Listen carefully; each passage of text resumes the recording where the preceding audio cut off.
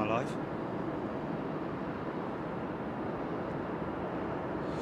Welcome home. Welcome. Come on in and close the door. Who was that? Val Doonican or something, wasn't it? Anyway, you had to be there. Wow. Okay. Welcome back, folks. It's rapidly clearing here at London Heathrow. This was, you could not see anywhere. You couldn't even see you couldn't see that road section there. And it is clearing from the west, which obviously is, from the east, I apologise. Can we get long range on things like that? Oh, what's that over the top? It sounds like a, oh, hello. Hello. Is that either an A400 or is it a 380? Wait a second. What's going on? One of many 380s. Waiting around all day for an Emirates. Although there is, this is one of them here. Come on, son. Oh, man. Just at the wrong time. GP, you copy? Is that an A400 over the top of me, or is that Hercules? It's one of the two. Airbus A400M.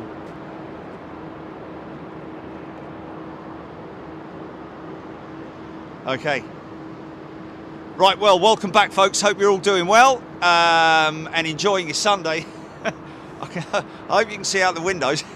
I tell you what, this is still pretty crazy, but just judging by the clear bank there, you can see this whole bank here. It appears. Oh, look at that turning in from the east. GP, what's that making? It's a track over here. Is that a lufty 747? Just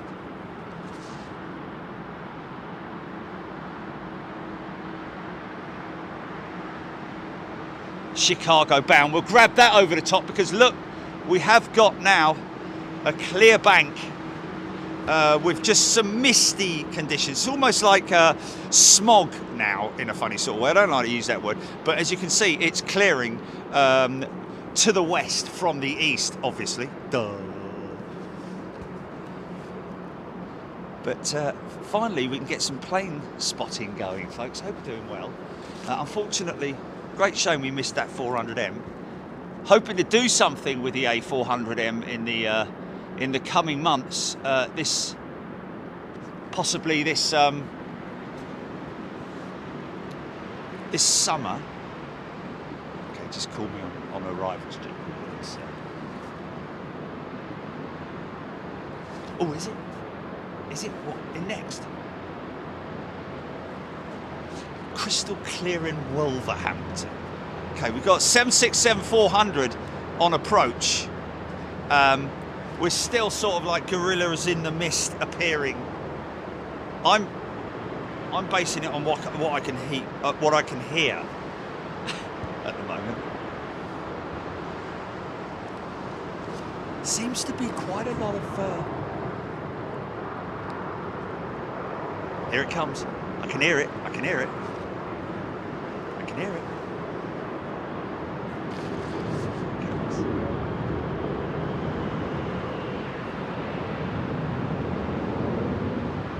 Oh, come on, mate. Give it a little bit of thrust, will you? It's such a car.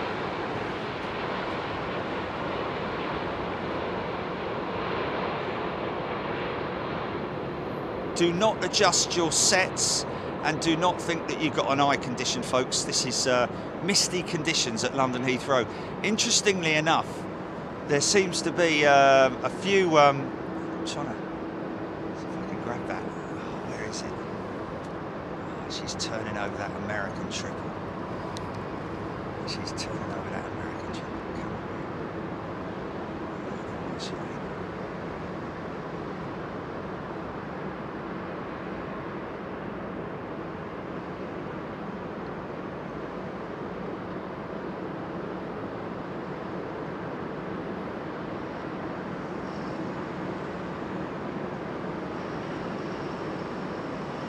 Wow. Really? 7,000 in 3 days, are you saying? Are you saying 7,000 in 3 days? Rita Loy! Very warm welcome to you, Rita. Hope you're doing well. Hope everybody's doing well, enjoying their Sunday. Looks like there's a few delays here.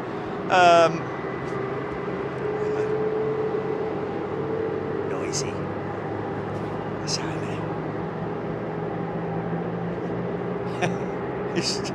Please stay half decent and clear. Please clear, man, please.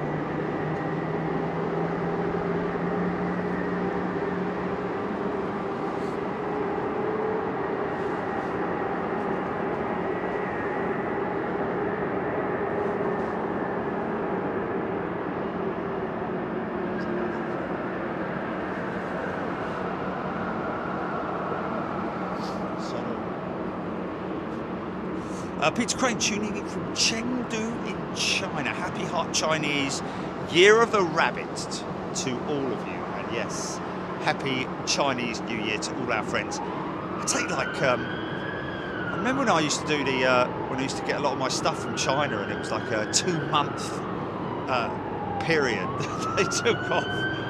It's insane, man, insane.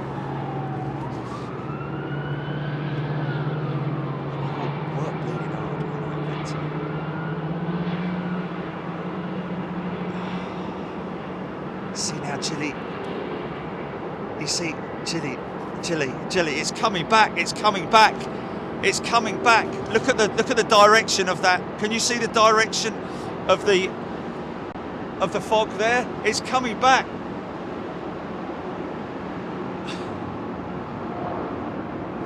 It's coming back, mate. It's moving now. It's moving eastwards.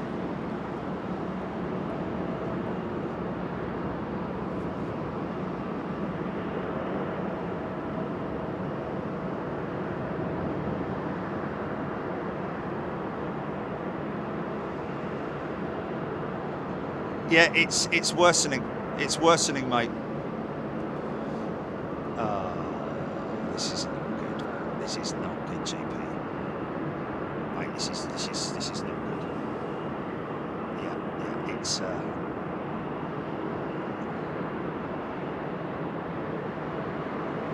it's just dropping by the minute, mate. By the minute. Look at it. Look, we can see that Emirates 380 down there earlier on, and now it's that whole. What?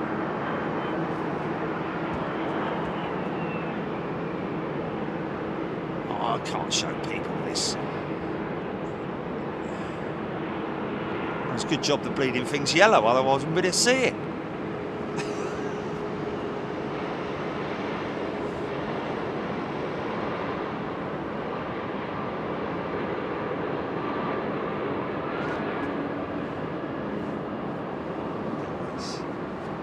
Hydraulic sound there, I like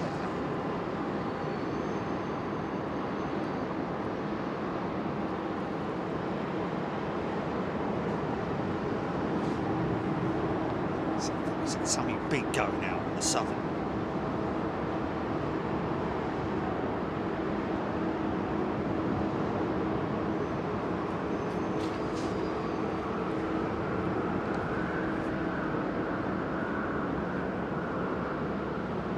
Just, yeah.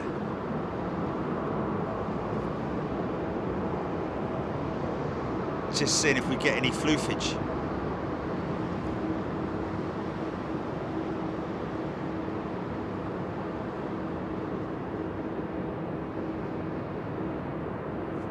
Oh, funky shot, funky shot.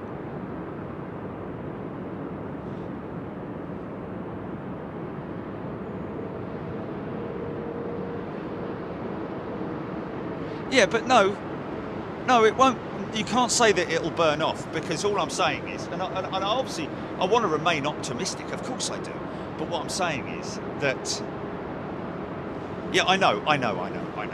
We all want to remain optimistic, but like for instance, the other day, I believe there were certain patches, certain parts of the UK where it was foggy all day. It just did not lift all day. I'm hoping that is not going to be the case here, but look at this bank of, look, you can clearly see, can you see that, Jenny? You clearly see the level of, well, if I can get it in focus, but look, see that? No, look at that. You see the layer, and that layer is what is covering us at the moment. And of course you can see the bank, the main bank, which is sort of like, it was moving to the west, but it has sort of stalled. Not working with ATC, is it?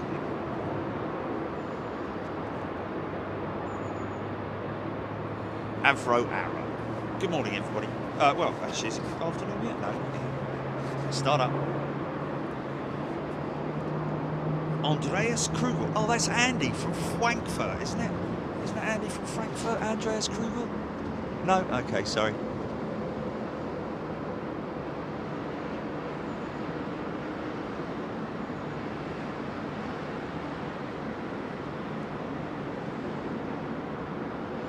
Well, anyway, Andreas, good afternoon, good morning to you. VJ Verdi, clear skies and sunny by 3 PM for switchover.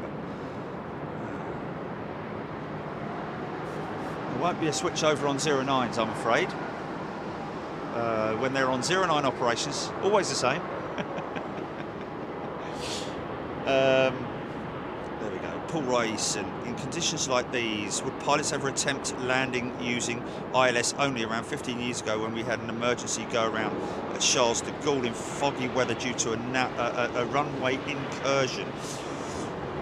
Well, yeah, I mean, there's a couple of elements to that you're talking about, and that, obviously that is an error on part of the control tower or ground or whoever it might be, making the mistake there of giving somebody clearance when or the pilot has not heard it properly. There's all sorts of things that but obviously a runway incursion created a go around that could be for, you know, but in terms of landing it ILS only, well, Instrument Landing System is what ILS stands for. It's the ILS approach is then and on that ILS approach, during that ILS approach, there will obviously be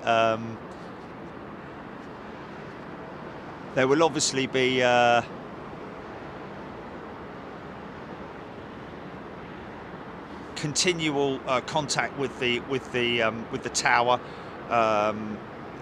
telling them to either approach or continue approach or speed up or slow down or whatever it might be, but only as and when an instruction like that is needed. Generally the crew will do that approach, but they will still monitor the systems, even if it is an auto approach, and 9 times out of 10 the autopilot is still on by the time they are, you know, 1,000 feet. Less than that sometimes. I've, like I said before, I've been on narrow body jets when you've heard the bloop bloop bloop autopilot disengage.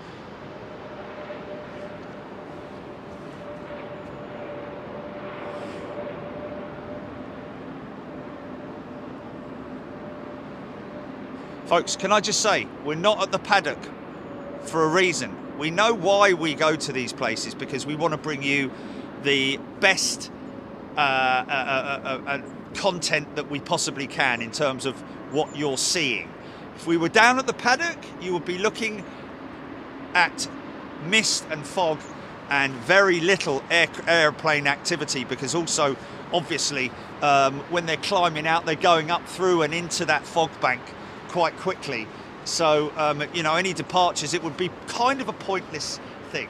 And we obviously are very particular in bringing you the best content that we possibly can. And this morning or last night when we discussed it, as we do every evening before we do it, we don't just wake up and wing it, you know. We planned it last night that it was going to be the courtyard, because the courtyard, the winds were for 2-7 operations. But this morning when I got up at 5:30 a.m, I saw that the operations were on 0-9s, and as a result of that is why we've come to the Hyatt, because this is really the best place for operations, for 0-9 operations. Good for 2-7 departures as well. But when they're on 0-9s, this is a great position, and you can come here and stay here, folks. If you specifically ask for one of the 5-meter long window rooms, then they will pre-arrange that, I'm sure. It's getting a little bit worse, Julie. It's coming back this way. It's wallowing. Yeah, I'm struggling.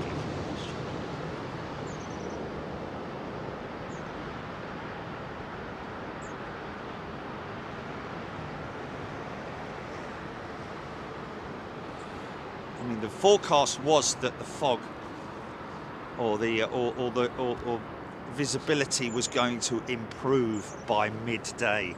That's in around about 15 minutes. Personally, at the moment, I think we are right in the middle of the eye of this, whatever it is, because another wave of fog is coming this way, and that's gauged on that building there, which was perfectly visible about 10 minutes ago. Now it's just creeping ever so closer. Is that an engine start? I can hear it.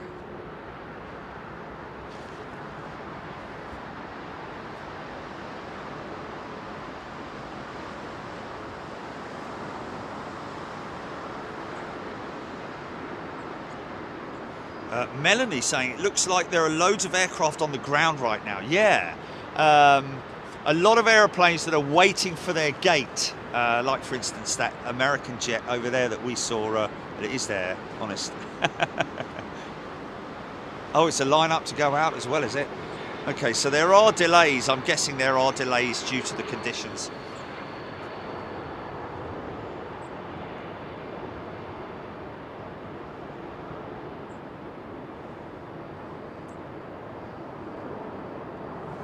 Wow, Daniel Pearson, 3 years, 10 months membership today. And thank you for your continued support, folks. Everybody out there. Great community of people that we have here. Some of whom I've met, but thousands of whom I haven't. And who knows? During my travels around the world, I do get to meet with members from time to time. If it grooves, funk it. It's very atmospheric watching today, Jerry. I quite like it, especially with the aircraft coming to vision, or when they disappear into the mist and cloud. Well, we might be having nothing in a minute, is what I'm saying. Okay, that building, how long ago was it I showed you that building? It's not there anymore. It's gone. Jar ball jar. So what I'm saying is that if we have to go back to what we did this morning, Jilly, are you there? You copy?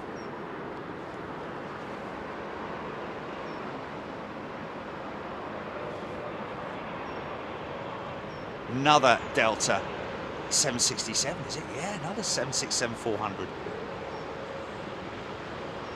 Absolutely no reverser action whatsoever.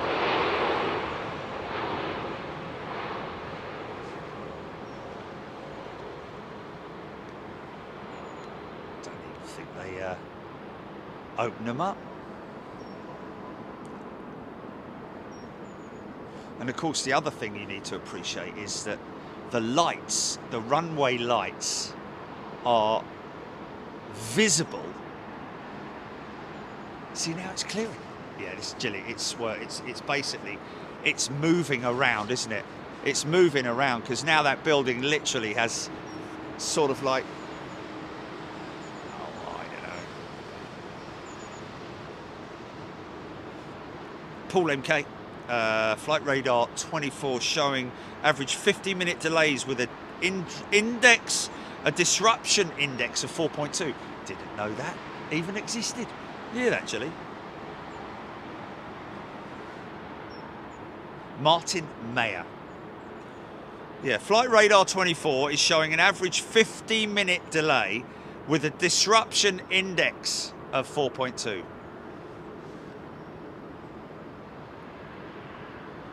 Nick Gray, Foxy B, Paul Skilling, Stephen Morale. What is the criteria for landing and taking off in fog? Yeah, well, it's all about communication, is it not? You know,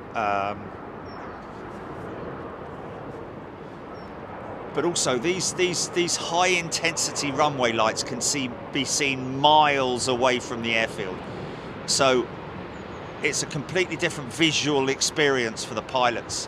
There are different categories of visibility, category 1, 2 and 3, and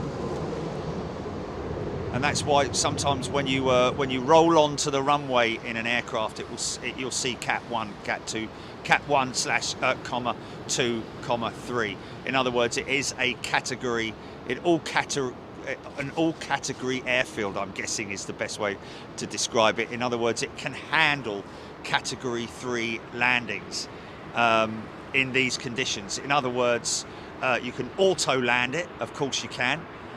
I seem to remember the first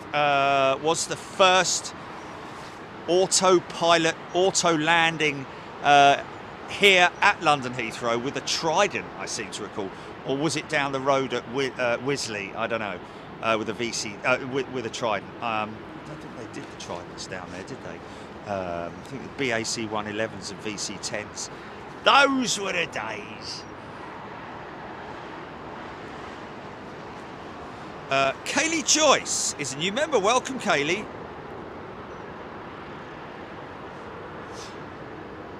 But in terms of the regulations with landing these aircraft, like I say, they're all very highly advanced in terms of its technology, in terms of its navigational aids, in terms of the onboard systems and computers being able to pick up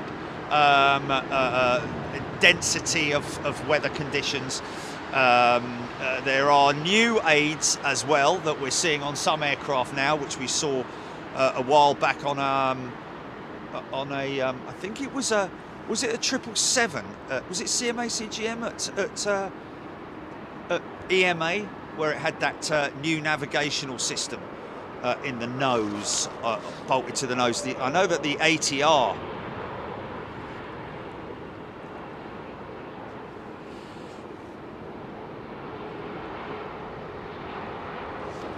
has that option. It's actually something that's attached to the aircraft, obviously in the nose section, but there is it's a VR goggle that the pilot wears instead of a head-up display, and that VR goggle tunes in directly. Obviously, it brings up his or her instruments on the goggle, on the face of the lens of the goggle, but also it allows the pilot to see through the weather, and I believe that British Airways are due to introduce that on their short haul jets in the future. The future, yes, it's closing in, man. It's closing in. You remember this morning, Gilly, when there was that little tiny opening, and this is kind of where we're getting to now. Look.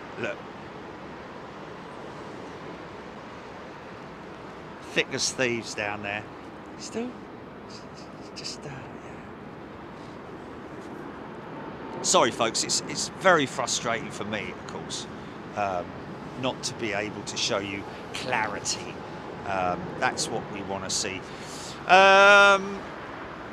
So, in terms of next week, we have had to, because of a change in the systems overseas, the Telna, the cellular the cellular systems. We may have to move the date for Toronto by a week. We may have to push that back by a week, but we will know sort of like Tuesday, Wednesday, maybe even as early as Monday, but we'll see. We'll obviously keep you posted on that one and let you know. Hope you're all enjoying the shorts that we've been putting out. We've got quite a lot of stuff there, folks, and the great thing is it is all our own footage. We don't use other people's footage, and it is very it is very would you call it diversified?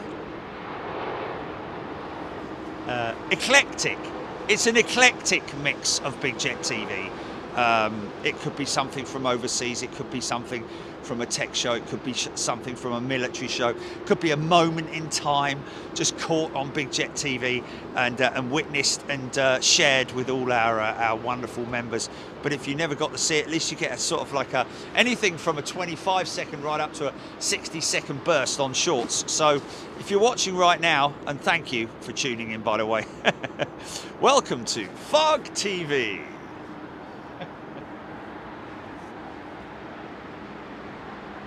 Andy Fishlock's just sent Jerry an envelope for his free sticker. There we go. All the latest sticker requests. Well, I say all the latest. People should have received, but obviously there's... getting a bit harsh, this GP. Les tuning in from Boston, UK. Boston in Lincolnshire, isn't it? Andy P, Ewan Winch, Sue Cruz, Jonathan Beale. Thank you, Jonathan. Foxy B. Julie Ann, good morning. Caroline Walsh. 389 as it double decker, but that's about it. 389. The goose drank wine. No, 389 was never developed, was it? It was on the drawing board as their, it had a name, it had a specialist name. 250 or 57 aircraft, I think, 787, sorry, 380s in existence.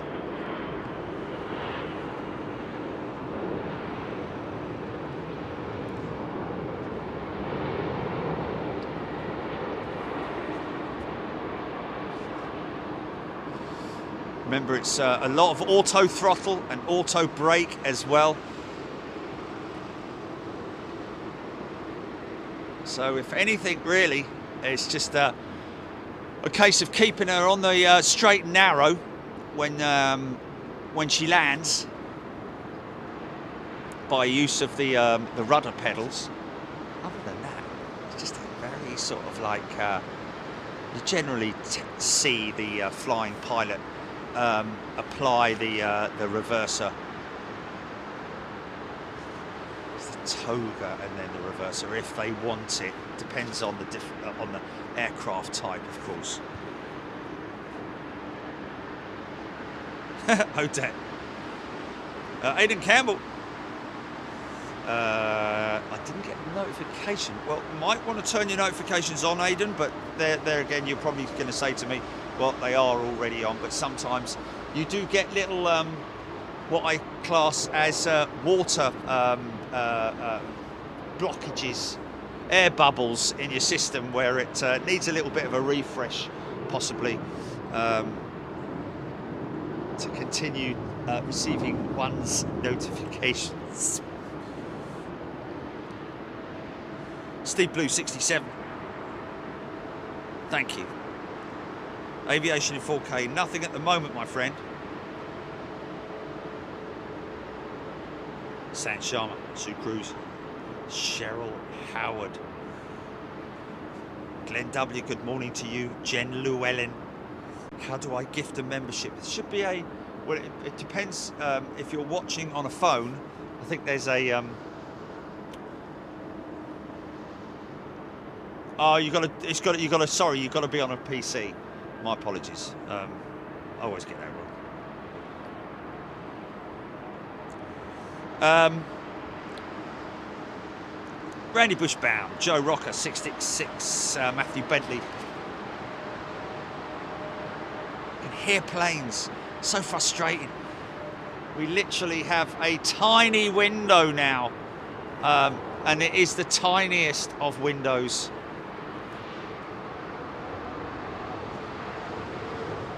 Kind of getting a bit crazy.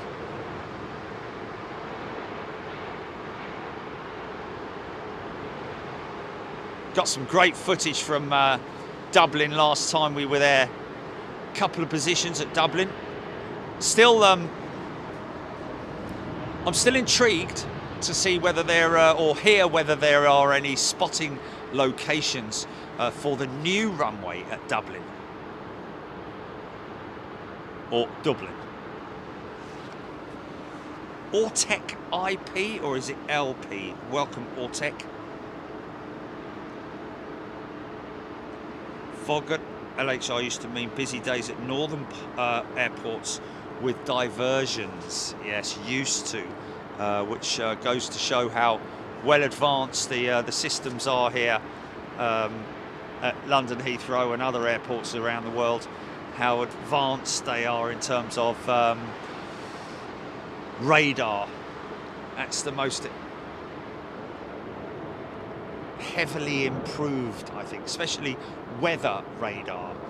Intensity of precipitation.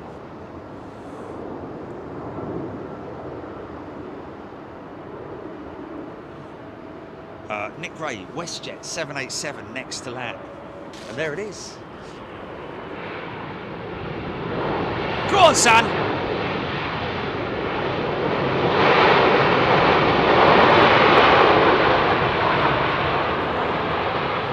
Yeah.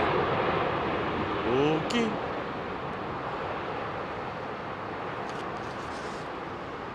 That's what I'm talking about.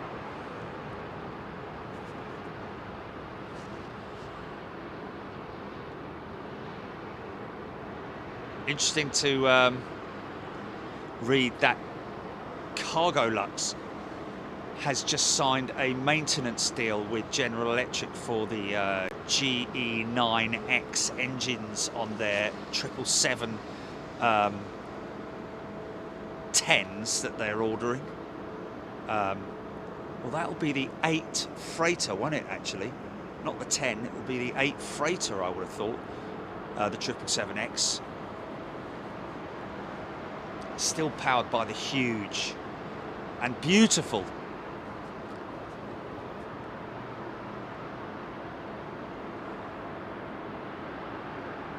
Oh really? Okay, thank you.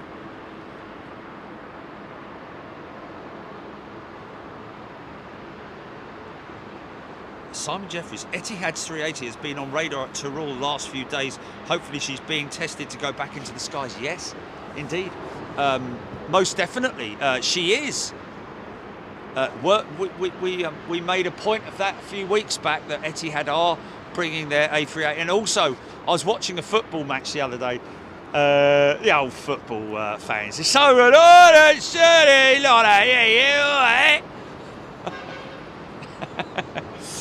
If only the football fans could be a little bit more, you know, very aggressive when they sing. Chelsea, Chelsea, Chelsea, Chelsea, Chelsea, Chelsea, Chelsea. It's like, yeah. I remember once there was some bloke, he was singing that, and for the whole 90 minutes, by the end of it, it was like Chelsea, Chelsea, Chelsea, Chelsea, Chelsea.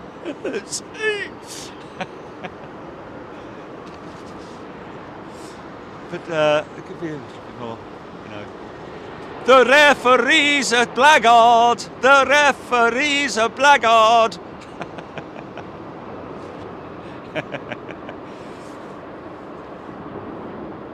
You fat person, you large person, you ate all the pie. You consumed all the pie. You consumed all the pies. Who consumed all the pies? How long can I keep this up for, mate? that was a BA 777 from Atlanta. Thank you to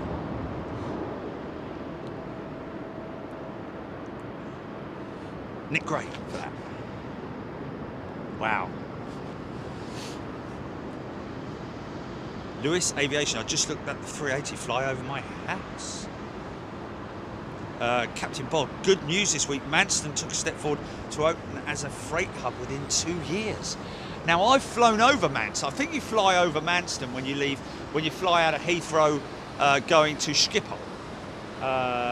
Very long runway at Manston. I think that's possibly one of the main reasons they picked it, and also because it's very close to a shipping terminal or whatever it is. I don't know if they're going to be building a new freight terminal there, or if it's near to a freight terminal, possibly.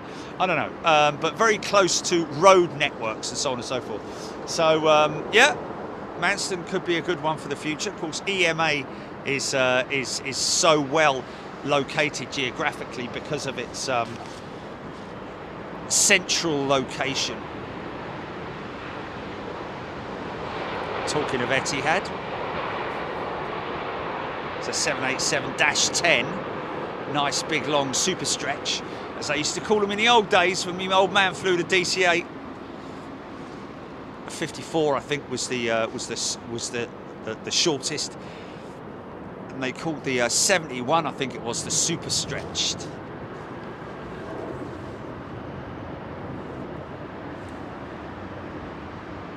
Eric asked, Cathay Pacific 747 in 2 hours 15 minutes, CPA 007. Have we got that one on flight radar? Julie, can you pick that one up?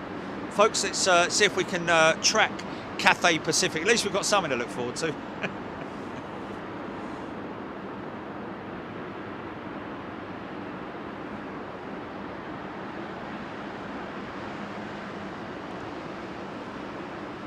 Alan James tuning in from Epping, because it's the Battle of Epping Forest. Right outside your door. Diddle-dee-doo-doo-doo-doo.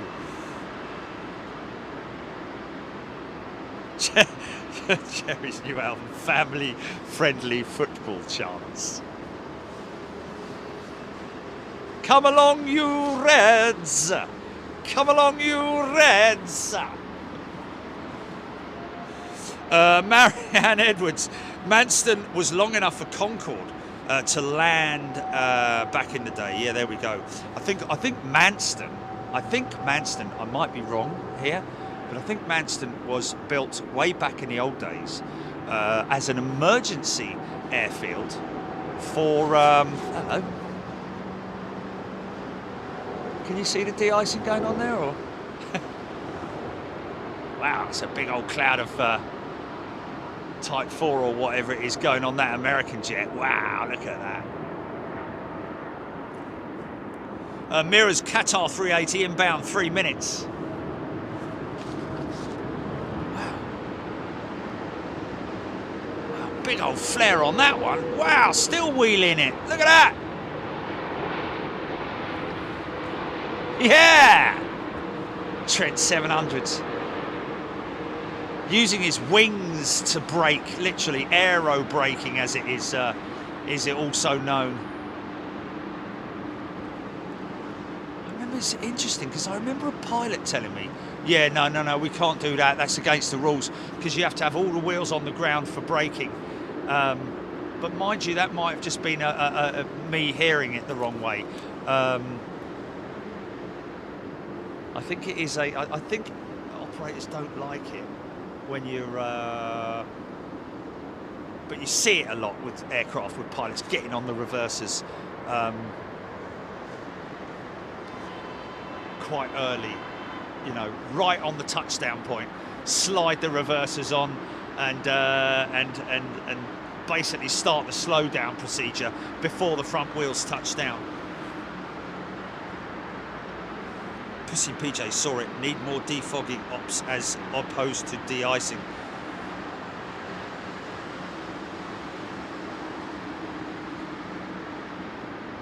BA Bren's just noticed.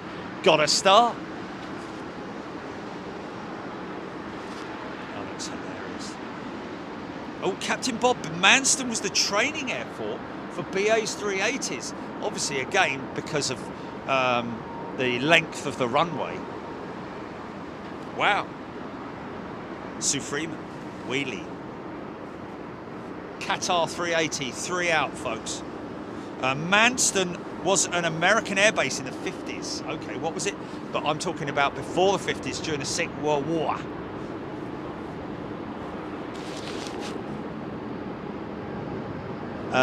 And it was used for as an emergency landing area for returning bombers, really, that had, you know, lost hydraulics, lost braking power, or just been massively shot up, because it's right on the coast there. So it was obviously a surprise the old Schwarzers didn't get hold of it.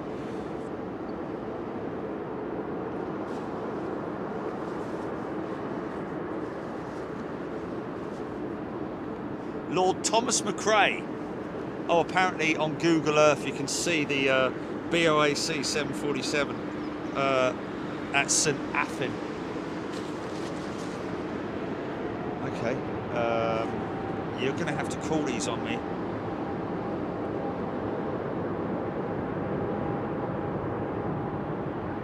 Sandy Humby. Okay, Dreamliner after the Dreamliner, yeah, because there was a... We really need this to clear, mate. Because this is like...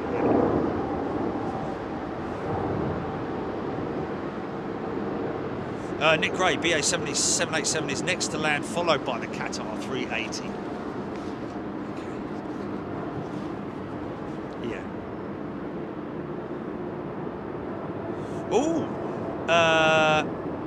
Hamo, Manston used to be a maintenance airfield for Bristol, Britannias and Boeing 707s. Cool. I like that. Yeah.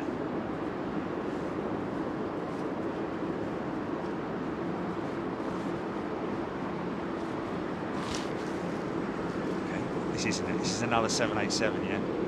This is another 7.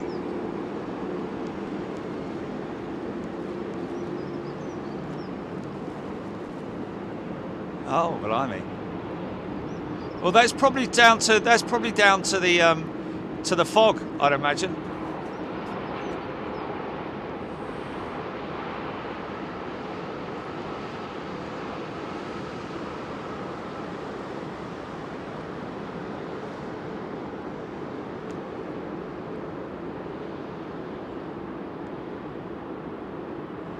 Now, of course, in these conditions, one thing that the pilots have no control over is forward visibility.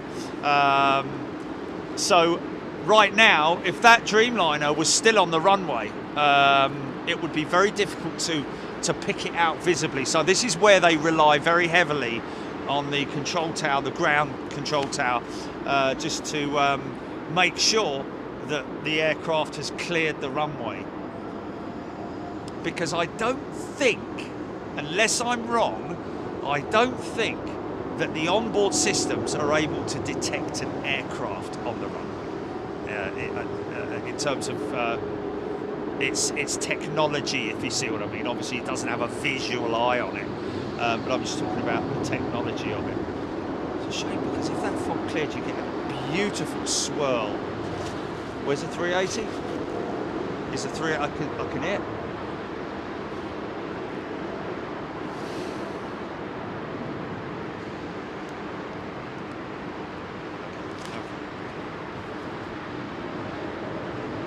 Caroline Walker's mother flew to Madrid from Manston just after World War II. Who's that gifting 10 memberships, Julie? I can't press on it.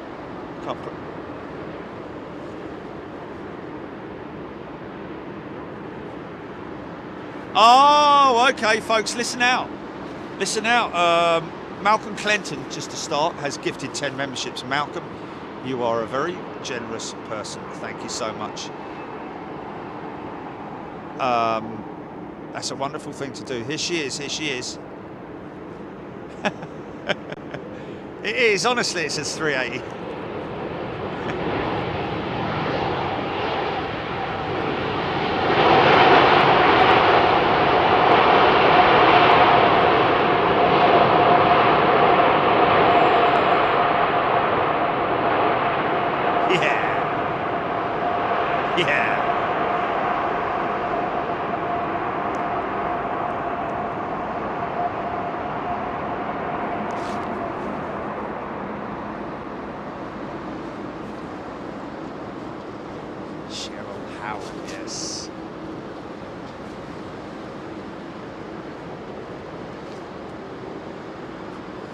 Sonia Keenan, Paul Skilling.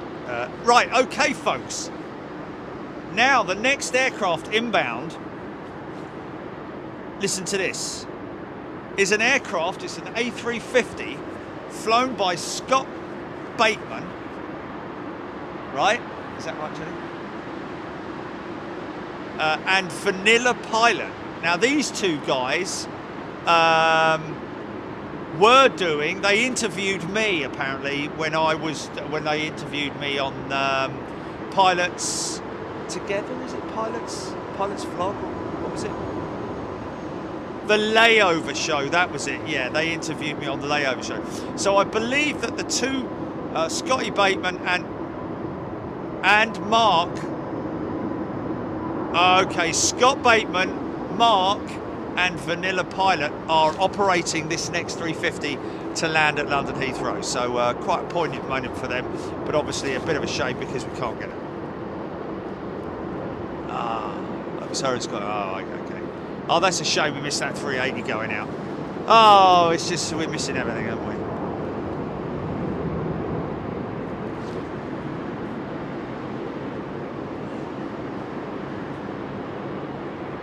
So we do have a Cathay Pacific. What's that? Just repeat that again, Ginny, to me. What was that you were saying? Oh, brilliant. Okay. Malcolm Clinton. Oh, I can make a few people happy for the month with the hope that they join the family. Sorry, can't do anything about the fog.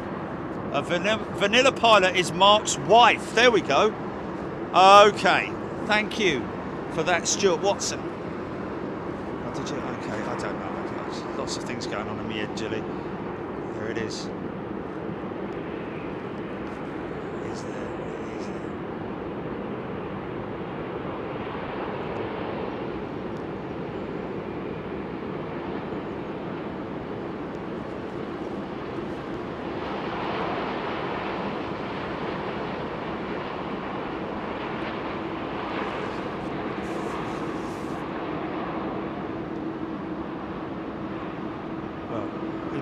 Taxiing, well, we probably will get them taxiing back down the gate. It seems that it's definitely sort of like, you know, it's going to be on and off like this all day. I think. I don't think we're going to get sort of like a massive clear patch. I think it's going to be on and off like this all day. Side Chambers, HGC, Stephen McRae. Good afternoon, everybody. It is now afternoon here. In the UK. Talking about Airbus, and of course the 18th of this month, a few days ago, was the anniversary of the A380 prototype being unveiled. The prototype. So not even, it then underwent, I think, 3 years of rigorous testing. I think there were 3 A380s that were built by Airbus for test purposes. One of which is now, I believe, the one that's in the museum at Toulouse, which is a great place to visit if you ever get the opportunity. The other one is WOW, which is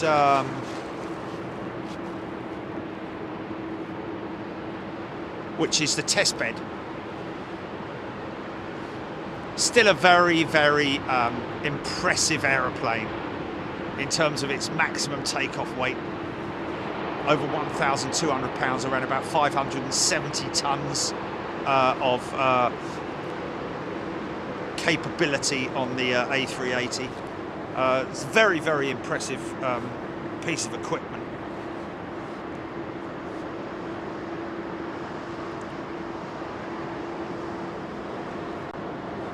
But you know, in terms of its figures and its and achievements, it never really had the opportunity, really.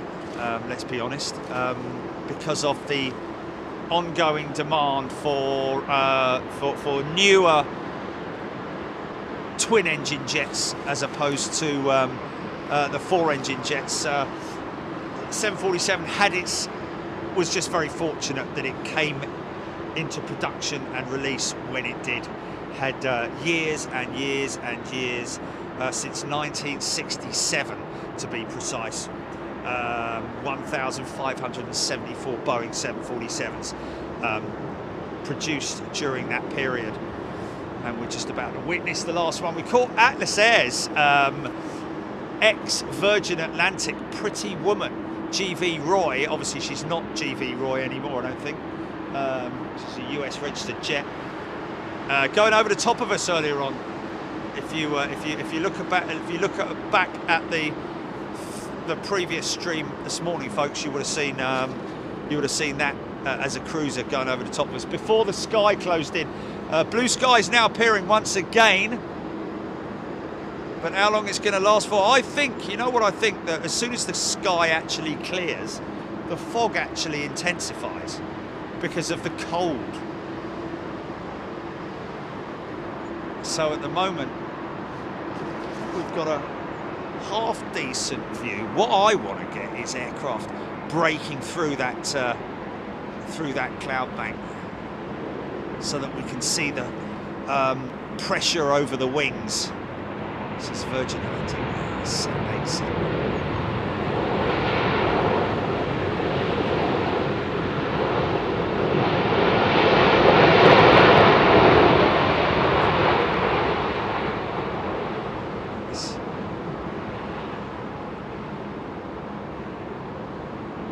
Oh, looks like Scotty and crew are being held up, Jelly, look. Oh, well, they would be if I could see it.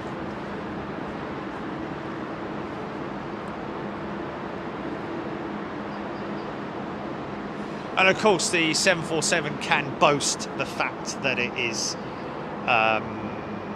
over time, I would imagine, because obviously the 777 was developed and it's become a very popular freighter platform, as has the 767, the A330, etc., etc. However, before those aircraft were developed, the 747 was being used as a freighter platform, and probably one of the most successful freighter platforms in the world.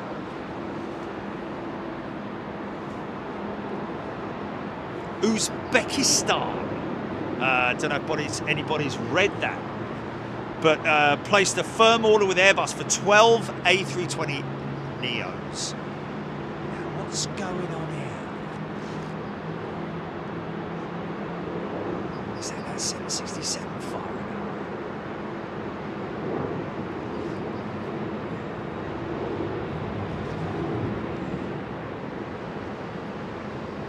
Give us a wave, Scotty. It's SFO.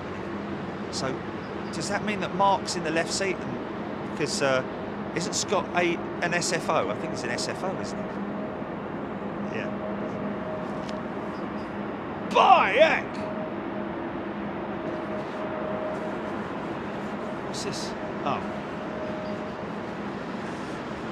So yeah, congratulations to Uzbekistan Airways, national carrier, of course, for the Republic of Uzbekistan. 12 A320 family aircraft, 320 Neos, 8 320 Neos and 320, the balance of them, 321 Neos. So it's a big order there.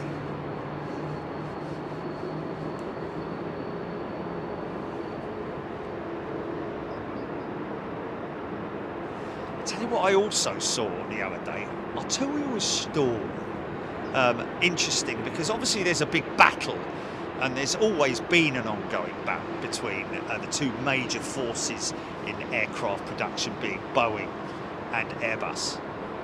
Of course, there are other aircraft production companies, but the two main players are Airbus and Boeing. But Airbus are really going towards that whole hydrogen power plant.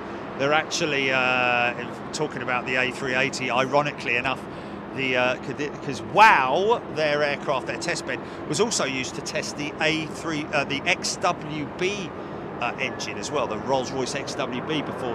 Hello, what's this? This is something decent, isn't it? Come on, Fog.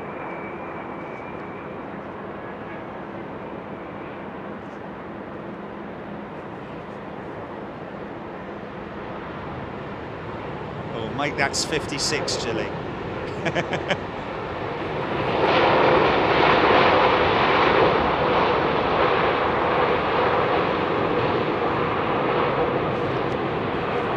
Yeah.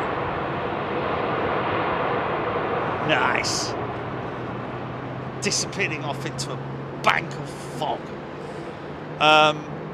Yeah, so Airbus. Oh, nice start up.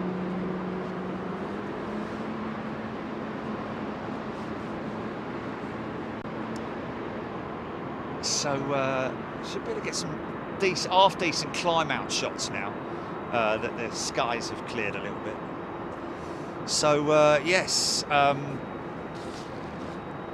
hold on a minute.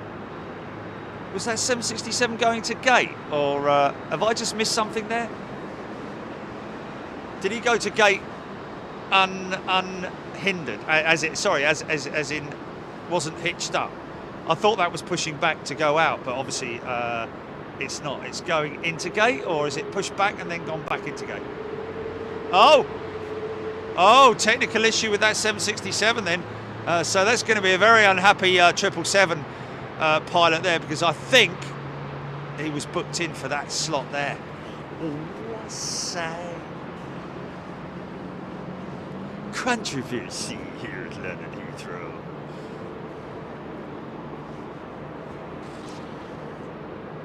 The geezer last night on the boxing. I could do that. Why'd you have to fly some American fella in from America? Ladies and gentlemen, welcome to the Manchester Arena, live on Sky Sports. Fighting out of the blue corner, weighing in at 575,000 pounds, with a wingspan 80 meters. His track record: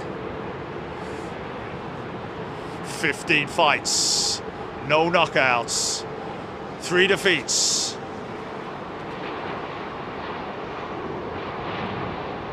That's Rosie Lee, is it? Nice cup of tea.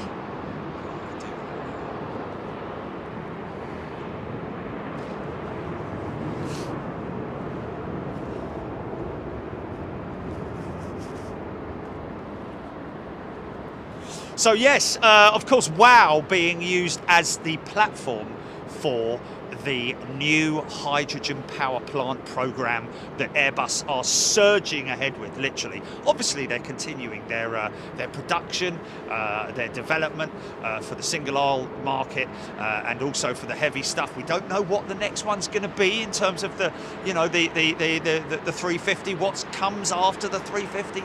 Is there something that comes after the 350? Of course, Rolls-Royce are developing their Ultrafan at the moment. Is there a midway jet that we're looking at, something to replace something like the 757? I don't think so, because I think the A321 serves that sector of the market perfectly. Put a 757 up next to an A321, put a big long set of undercarriage on the 321, and you'd be very hard-fetched to recognise the difference. When they're flying overhead sometimes, you have to double take to make sure that it's a 321 and not a 757, if you know what it means. That's when you only see a silhouette of it. Yeah, so in terms of future aircraft development, I think the big part of the news is obviously going to be the eco side of it. In other words, the development of hydrogen-powered engines. Just bear in mind, for those of you who don't understand or fully understand what the dynamics of hydrogen-powered aircraft is. It's not actually, because it's quite confusing really, because it is an electrical feed eventually that is converted from mixing hydrogen and air. That is then mixed and then goes into the batteries, literally, to create electrical power for the engines. So what you need is a lot of torque, obviously. So the initial aircraft that are going to be powered by these hydrogen engines are going to be regional aircraft like the ATR and the Dash 8 and so on and so forth, smaller regional aircraft. So that's what is now being developed by the likes of ATR. Someone trying to start his engine. Go on, son, kick it over. Pull the choke out. There you go.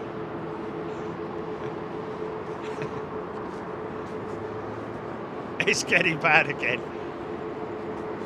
So Boeing have announced, it's getting worse. It's just so slowly fading out, Jilly.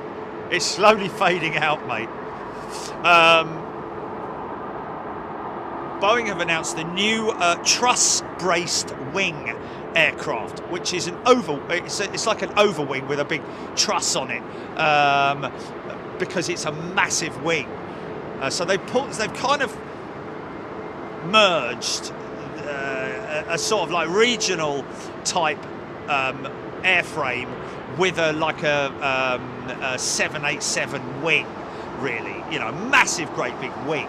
Because obviously the bigger the wing, the more lift you get in terms of, and also the better performance you get in terms of its altitude capabilities, etc., etc. But what's interesting is that the image that they showed of the new truss-braced wing aircraft. I can't show them this, can I? You just can't see it. You just can't see it, can you? See that?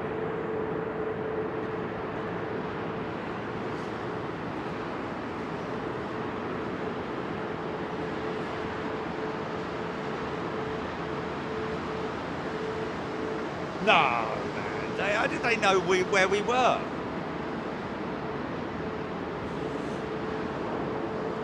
Right, yeah. So in terms of the technology, the way it works, I would imagine that, you know, mixing hydrogen and air, you know, you obviously need hydrogen tanks on the aircraft. That's one particular storage that you need to consider. And of course, that will be in replacement for the tanks on the wing tanks themselves. You'd obviously have those wing tanks charged with hydrogen. Then you have your air, which is obviously the outside air, which is coming in through systems, which is then merged, and then the system of conversion. I'm not sure whether that's quick or how it's done, but that will be converted into electricity, which will then be used to power the batteries, which then power the engines.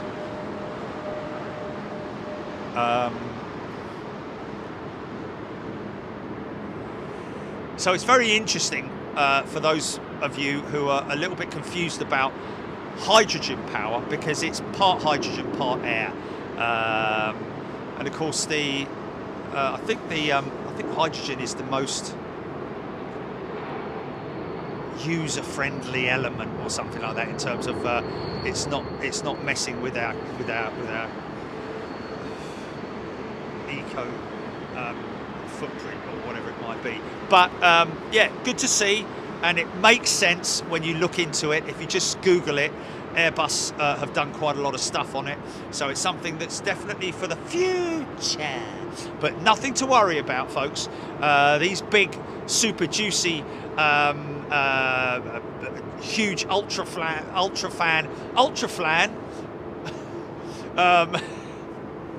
I've got a 7-foot flan here, mate. What do you want me to do with it? I'll just leave it like this. Would be the future, most definitely. And of course, we look forward to welcoming that. But the big, juicy, fan-bladed air engines that we see, the high bypass ratio turbofans, will be with us for many years to come. I'll be pushing up the daisies by the time all that goes south. Oh, you come up, you woken up, have you? Hello, mate. What's that, GP?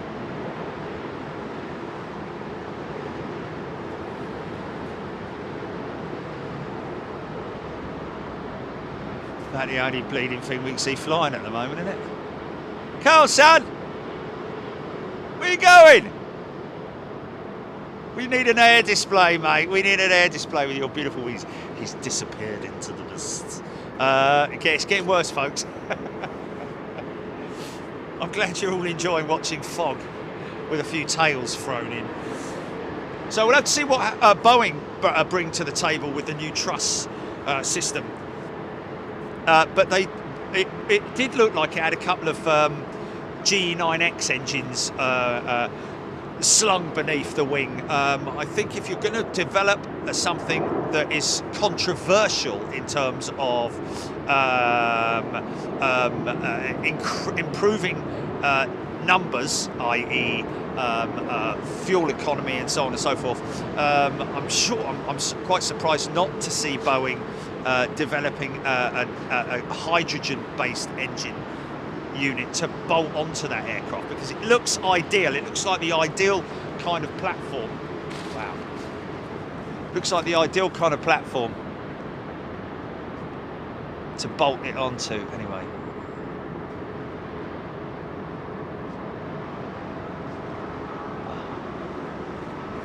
We'll try.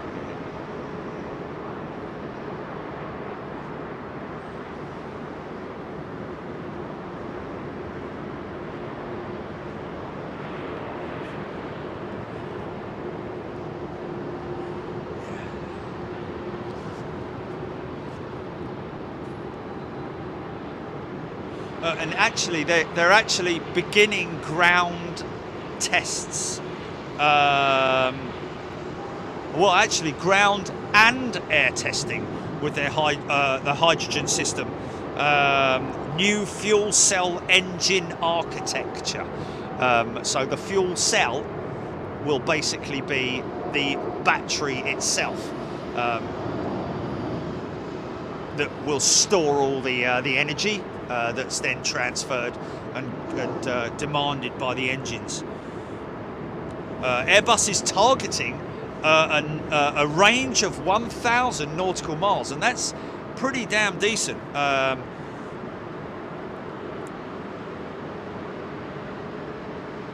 And also, the development program is centered around an aircraft that can carry or fit 100 passengers. Now that's a big statement, you know, because that is ATR size, isn't it? What's the passenger numbers on an ATR? What is it? This is big. This is big. Good shot though. Good shot. Sounds like a triple. Sounds like a triple.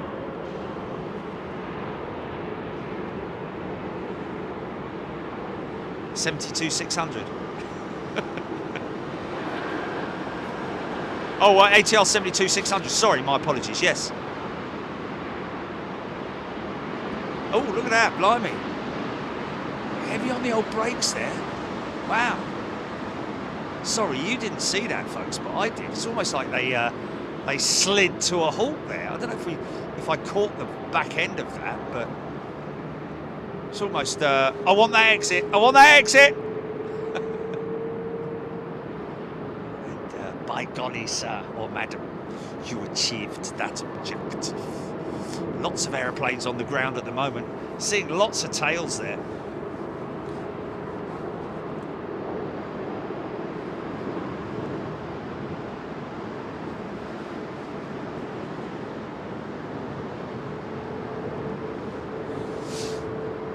So there's obviously the option of a hydrogen-powered gas turbine as well, which is quite interesting. Which creates hybrid electric architecture. Now, what did I say, Jilly?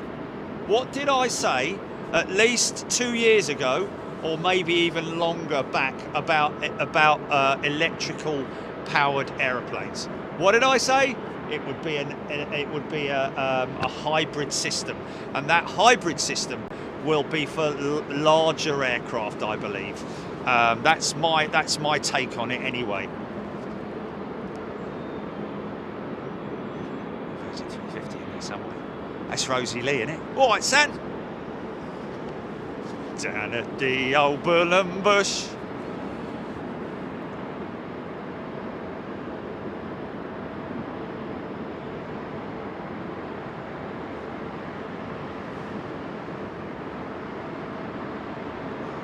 Just gonna get this safe. It's a big roo over there. Good eye. Big hello.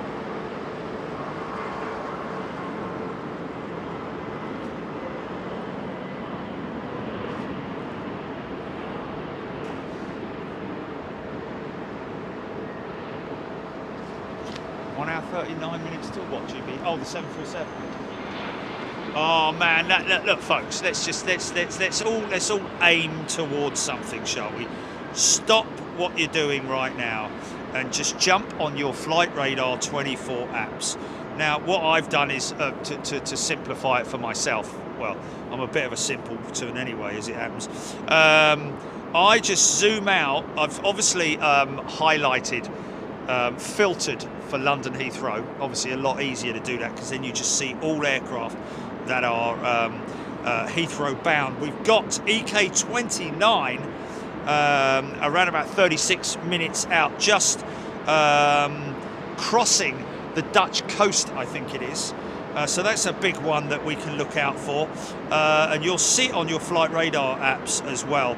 And I'm zooming out just to see whether I can see which direction this 747 is coming from. Don't tell me, Julie. Don't tell me. Just want to see if I can find it. Aha. No, that's another 380. No, that's another 380. Oh, there she is. There she is. Just south of Vienna right now. Okay, folks, jump on your Flight Radar 24 app. Let's get this thing tracked in. There is a turboprop. The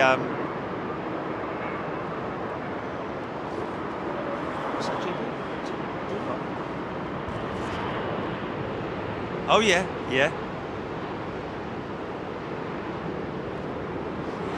Well, how many should we give? How many should we give? Because obviously we've got people in America, obviously we've got people in Australia, we've got people in China, we've got people all over Europe. So it's a different. So you figure.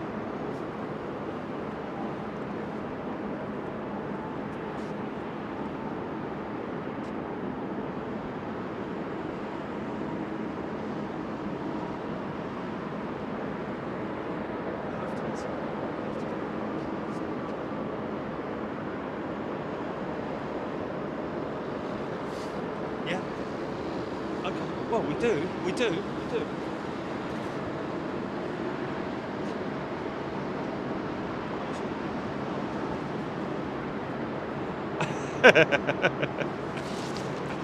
See, there you go, folks. 321.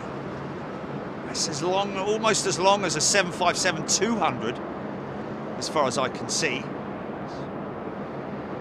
Okay. Okay. Well, I'll leave that to you to decide on. Okay, folks, we're going to do something whilst we're waiting for that Cathay Pacific 747 to arrive, and believe it or not, it is clearing again. We're going to run a little poll, something for you to get your fingers around. So we're looking out for, just to confirm, it's CX7, Cathay Pacific 747 800 freighter. The passenger variant, I believe, is called the -8i Intercontinental, whereas the freighter variant is just called the 747-8F for Freddie.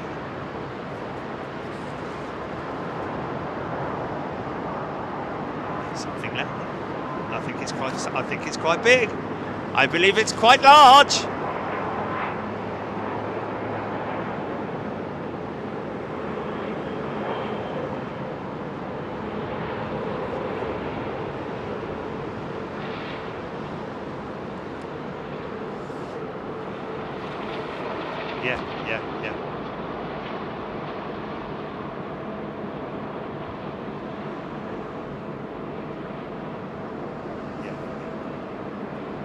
So this is we're putting a pole up, folks.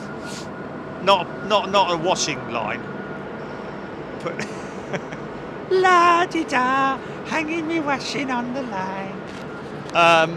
We're going to put a poll up for all of you lot. Oh, they're voting already, are they? Oh, which basically says that if you were to qualify as a pilot, and then, let's face it, there are a lot of budding future pilots out there. We're talking about youngsters, anyone from sort of like, you know, even at any what age it is, because at a young age you may have plans to fly for a specific carrier or whomever it may be, but we're going to put a little poll up to see what is classified as the most favourite well, not so much favourite, but the most popular in terms of preference to fly for or fly with. What you also need to bear in mind, folks, is that a lot of these airlines you can fly for the airline, but be based away from their home base. Or do you want to be based in their home base town, and so on and so forth? Because it obviously would mean relocating and all that sort of thing. That's why it's always a lot more beneficial if it's a youngster, you know, sort of like who's maybe just qualified or planning to become a pilot, or even, you know, I mean, I know one person out there, little youngsters, you know, of the little youngsters who would like to fly, because at the end of the day, it's also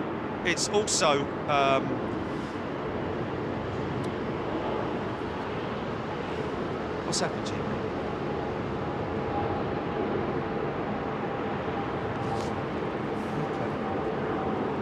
And this is obviously going out to our members on chat as well, by the way, folks.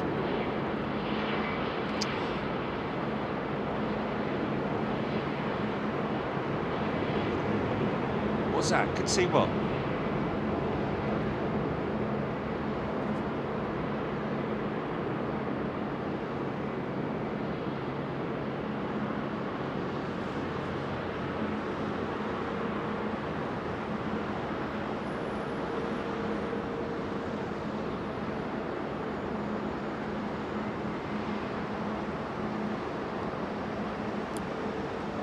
I know he's probably not watching because he's busy with the family and the kids today, but a big shout out to Gino.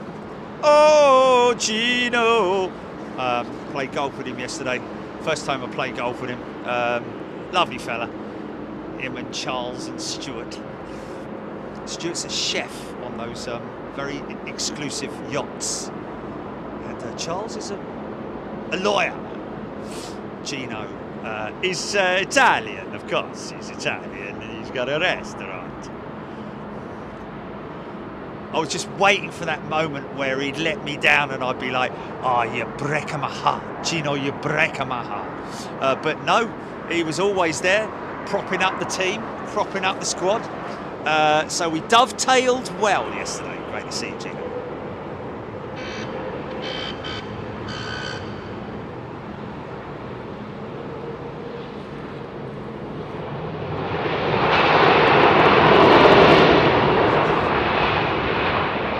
You won't make it, mate. I think he wanted that exit.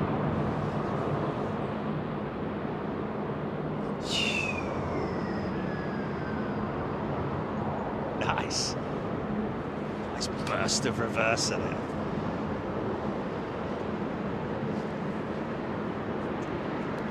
Okay. Cathay Pacific 747 CX7. Now still in Austrian airspace.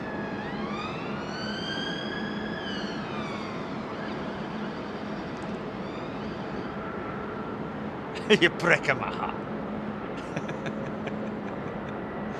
Next time I see I've got to wear a white t-shirt and grease my hair back.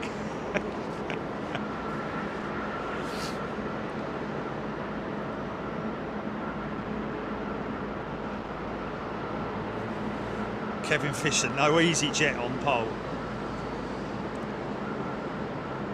Martin Pete, how come my app doesn't ping when you go live? Do you know what, Martin? It's interesting that you say that.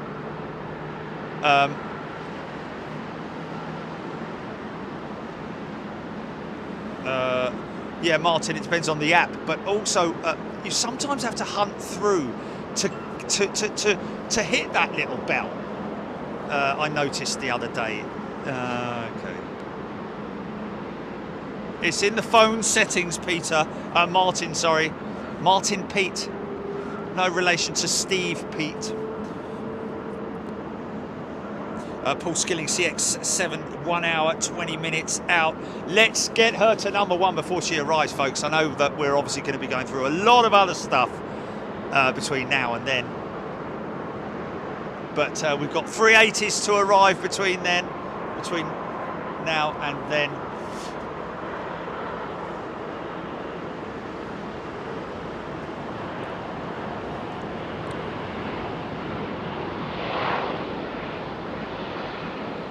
Bootle lad, very clever how that pole popped up. There we go.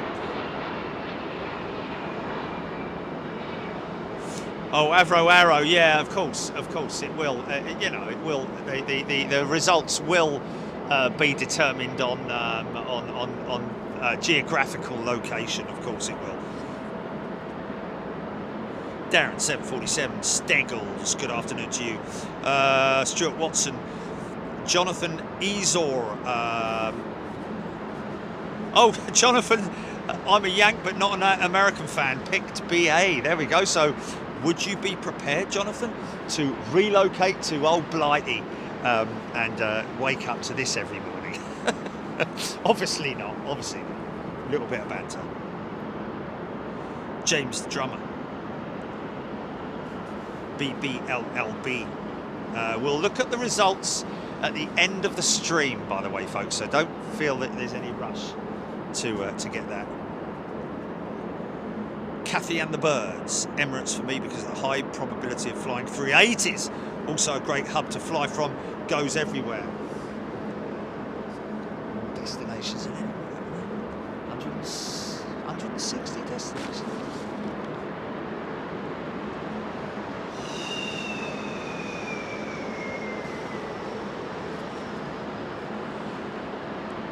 HGC, yes, it will drop back. It's at number 4.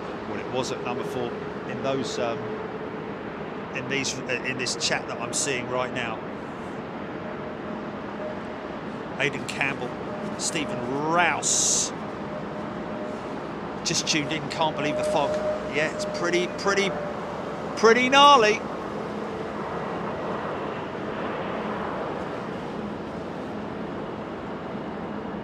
Stuart Watson, Nick Gray.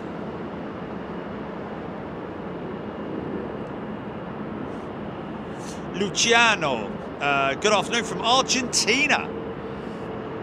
A very warm welcome to you, Luciano. I think hopefully I'm pronouncing that right. See that silhouette. Can I pick that up?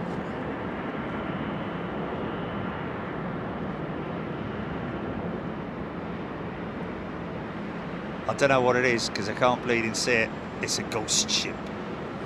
Tonight on Fox. Ghost ship.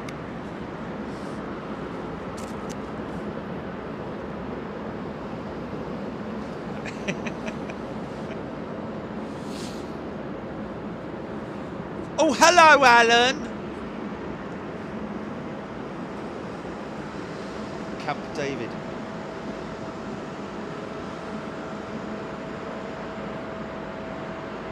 Dying 78. Gamingham. I'm a Brit, voted American. Why not? You know, why? Really? Why not?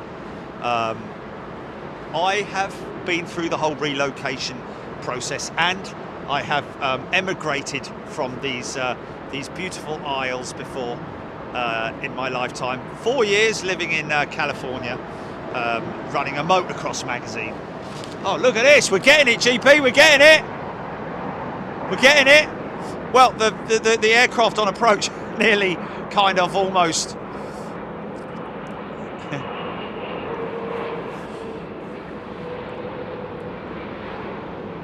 Now, if that clears, we're going to get some awesome floofage before touchdown.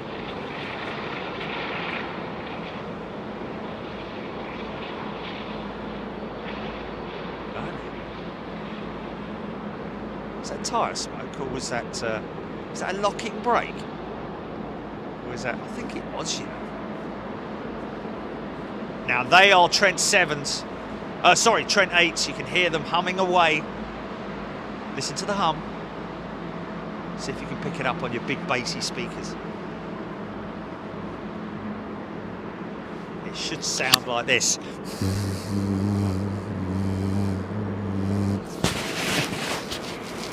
Well, it does now.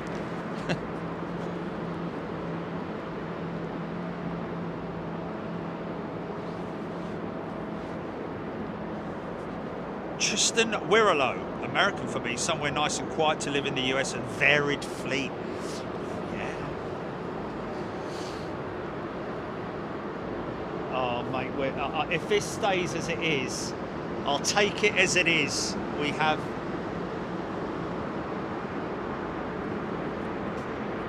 Yeah, let me just have a look on Metar TAF.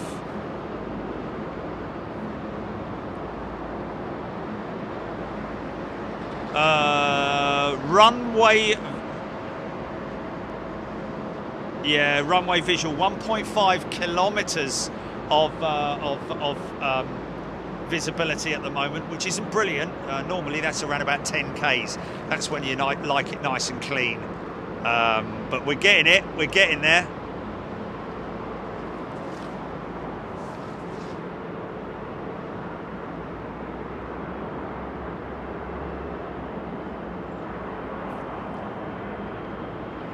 Oh yeah, it's getting on the road tomorrow morning with all the people who've left their bleeding fog lights on in the morning, innit? For God's sake, mate! Right, I'm just... Alright, stand by, folks. Anything big on approach us. Oh, I say!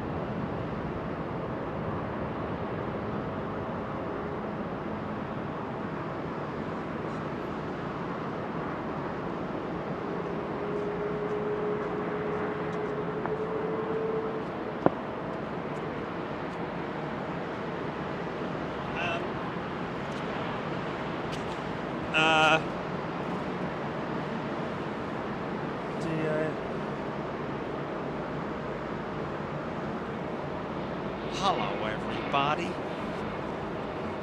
So yeah, direct it is. Direct easterly, is it not?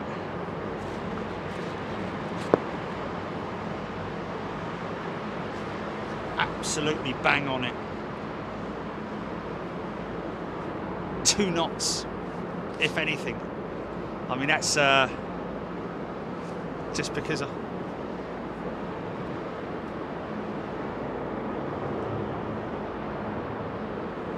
Big Mac has very kindly gifted a Big Jet TV membership. Thank you, Big Mac.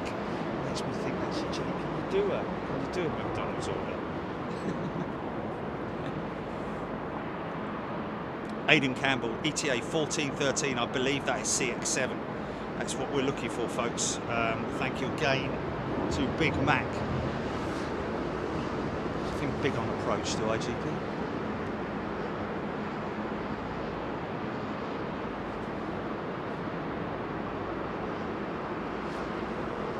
Oh, I just wanted to see if we get any... Yeah, we're getting vapor, man. We're getting vapor. Oh, yeah. Air India. Might give it a bit of a reverser here. Here we go. No. Okay, fair enough.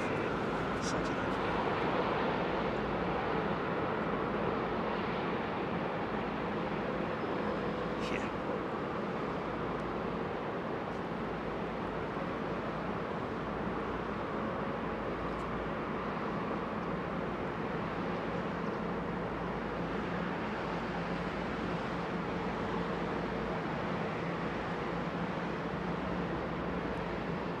Hear that American humming away while it waits for its gate to open up, and I believe that's where that Virgin Dreamliner has just come from.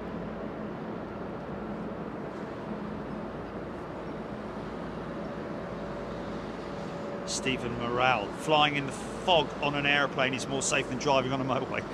Absolutely it is.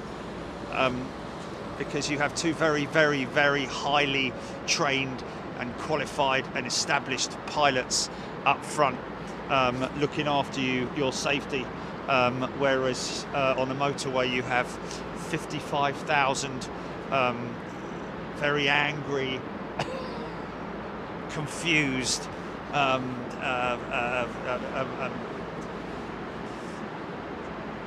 blind, whatever you want to call them. You blind or something, mate?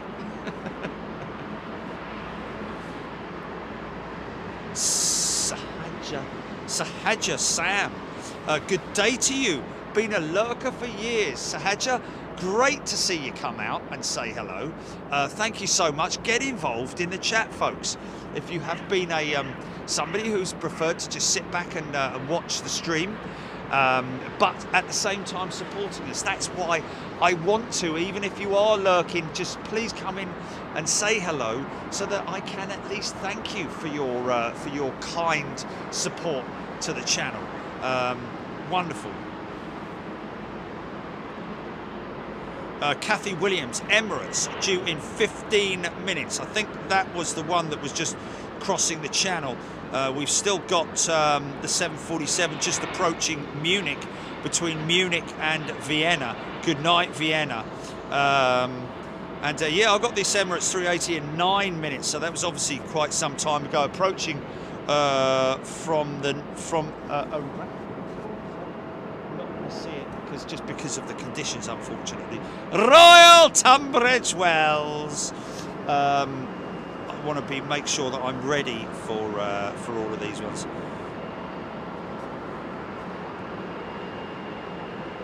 Something pretty juicy stuff. Making that right-hand turn quite quick, aren't they?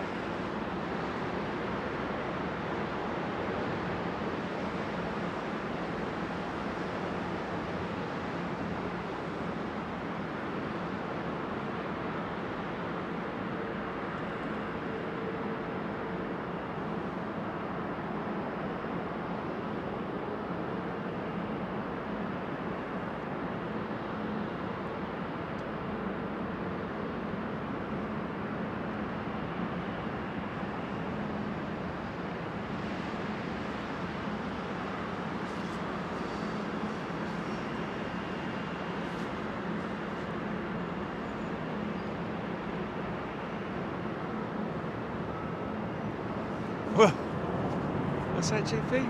Got what? Oh, right. Oh, okay. There you go. That's why I wanted you to look, mate. That's why I wanted you to look. Oh, nice ribbons pouring off the wings of this 737. Go on, son. CFM 56 powered. Don't think it's that bad. Okay, yeah, nice one, thank you. Yeah, yeah.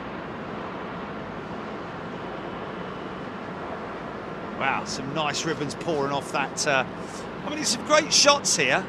You know, some beautiful shots. Oh, I say.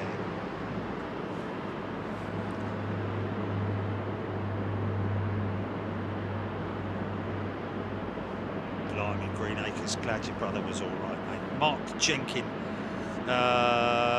Sahaja. Oh, Sahaja. Everybody is welcome here, folks. That's why please don't feel in any way that you sort of have to, damn, I missed a funky shot. That you have to, you know, because, you know, you see everybody else talking. It doesn't mean you can very, you're more than welcome. Because at the end of the day, really, you're coming in to talk to me. And please, if I miss your comment, then I do apologise. But obviously, I'm looking around, scanning the skies, scanning everything in front of me. Obviously, checking the chat as well.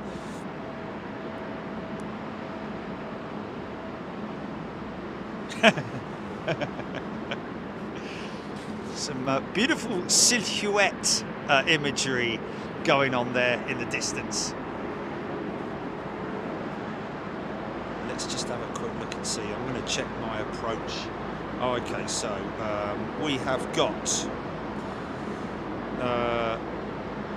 Hold on a minute, that can't be right. Is there two Air Algiers 737s inbound, or is that just, no? It can't be that. That's my flight radar 24 is a little bit behind GP, I think.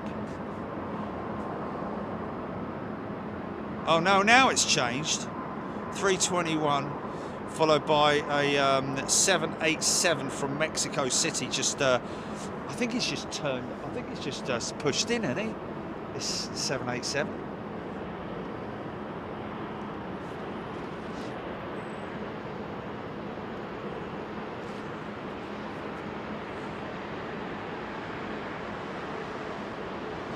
Before the 380 arrives, 350 from Mumbai inbound, which is always good. Coming in from the top is BA 350 from Phoenix, Arizona. And so that's the one from Mumbai. WestJet. Oh, no, sorry, my apologies. Oh, whoa, go around.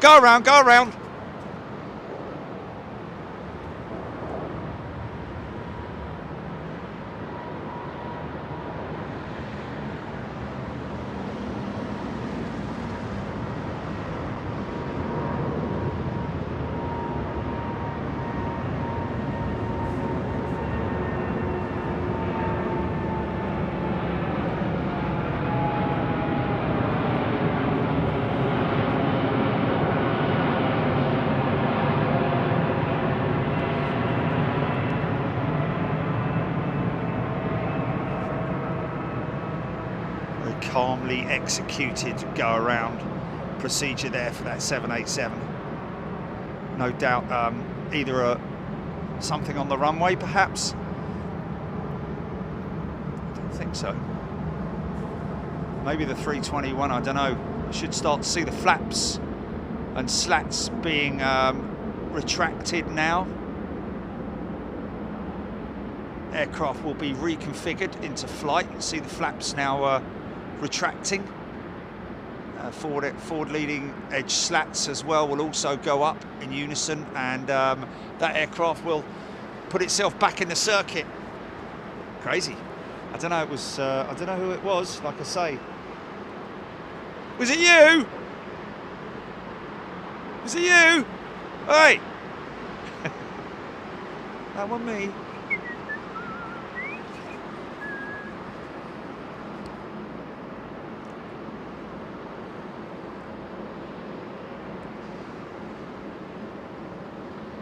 So that aircraft was in from Doha, that 787, a long way out to join the circuit once again.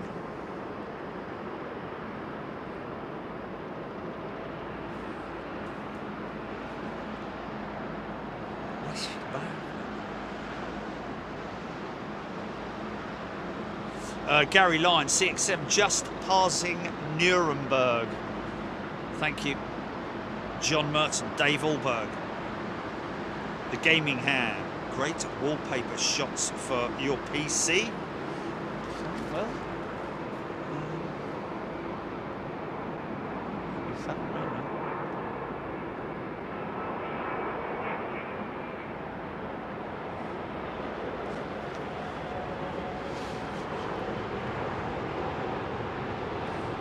Just wondering, Gilly,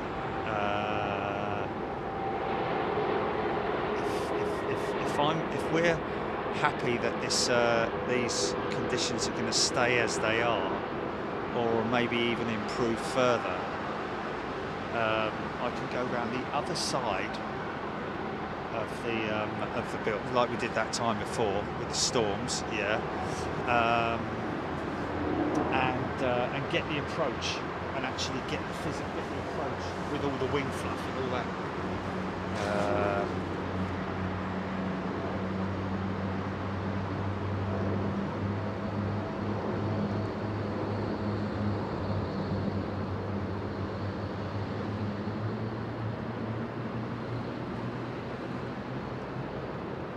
Winding up those big. Oh, mind you, I don't know. No, that was that 380 firing up, I think. I think that's that 380 firing up, isn't it? Yeah, definitely. Twin engine Rolls-Royce Trent 900 start.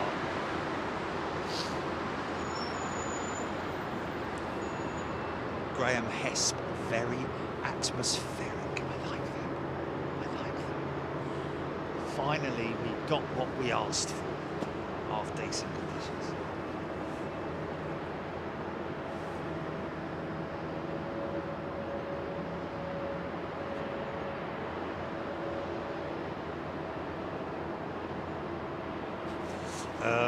Andy P, it's the votes are down to members only. That's why you're seeing lower numbers of votes than you are seeing the amount of people watching. I think that's right, legit.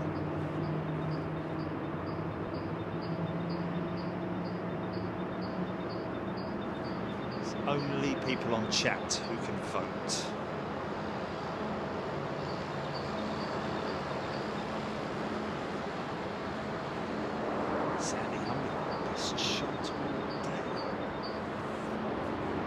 Sydney Huevas at 3-4 left.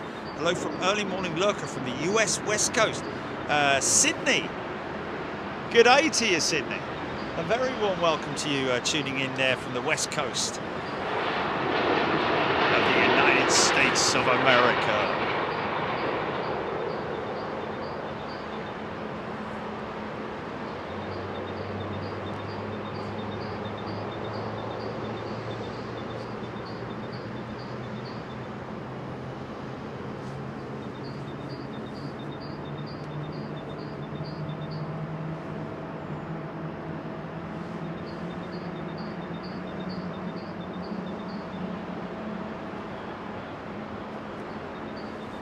Richard Schroeder's going to wear his London dog overcoat today in your honour. London dog overcoat. Is that the Churchill's by any chance? Joan Curry tuning in from my freezing rainy corner of Canada, where it doesn't know if it wants to rain or snow. Well, I'll come and join you there next week, Joan. Hopefully. We're going to be making our way out to Toronto next week.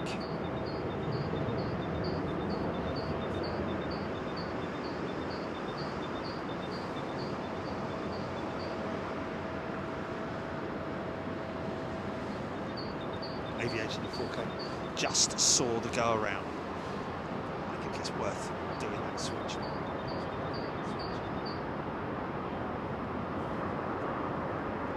Question is,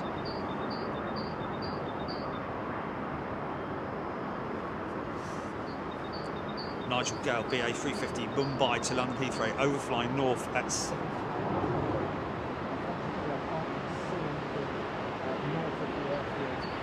Due to the visibility, not so much the visibility, but just due to cloud, long range. Michael McEwen, long queue for planes waiting to depart 09. Oh, wow.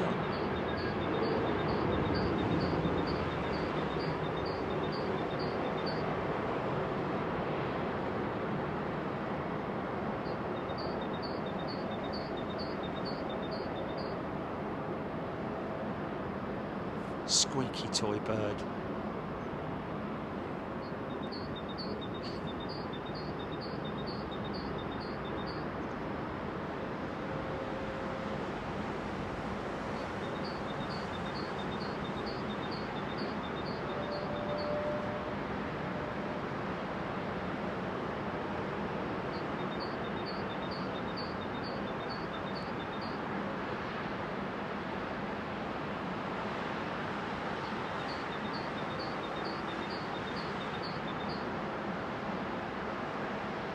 It's quite an interesting way out for that American, turning and then straightening up, climbing, and eastbound. Interesting. I'm guessing that they will do a right-hand turn quite quick. I think that was possibly a different route out in order to clear airspace quite quickly, because he's gone up very quick.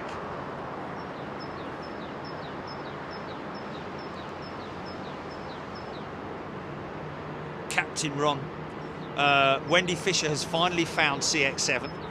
That's who we're tracking, folks. Yeah, she's turning right now, or banking right.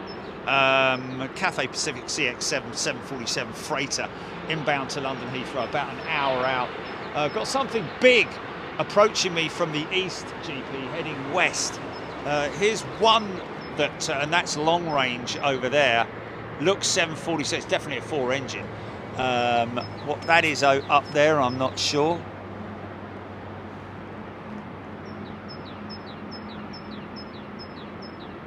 It's a big wing. Dreamliner possibly, or a 777. Lot Dreamliner, wow, there we go. Should actually be able to see Lot written on her side. Let me just steady myself here, and if I can...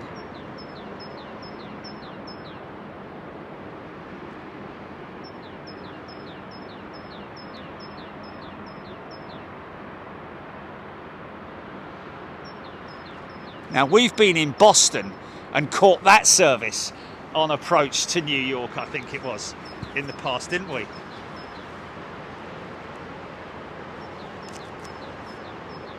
Pachow! Yeah, got him. I've got him. Yeah.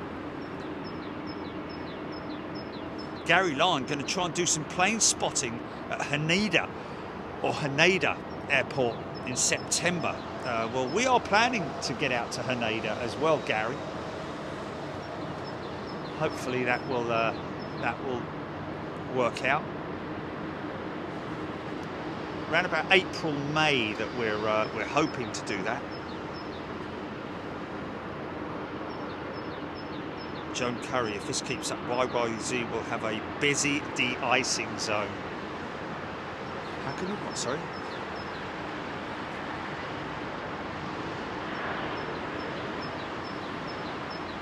Blimey, no.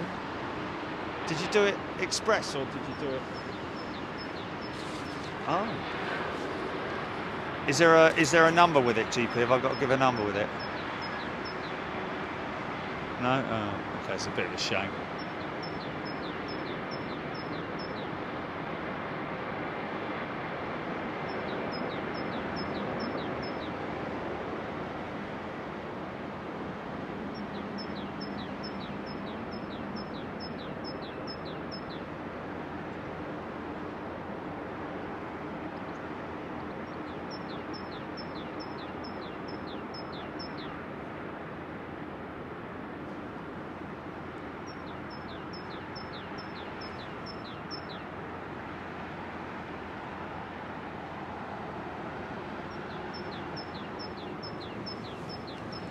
Beautiful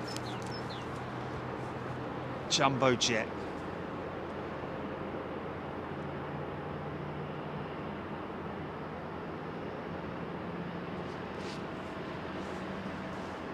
There's a big bank of fog on the south side of the airfield.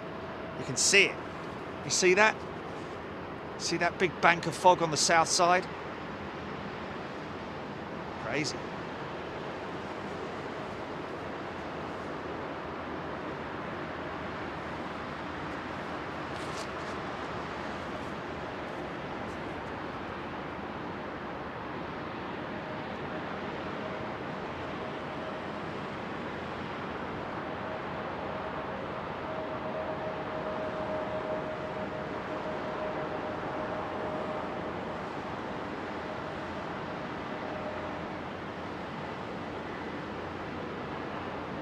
Bluebird,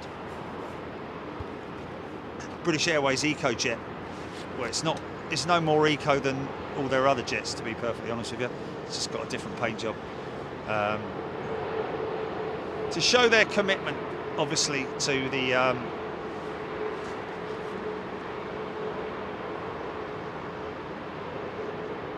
oh, okay, folks, give me 2 minutes. I'll be back in 2 minutes. Don't go anywhere. All right.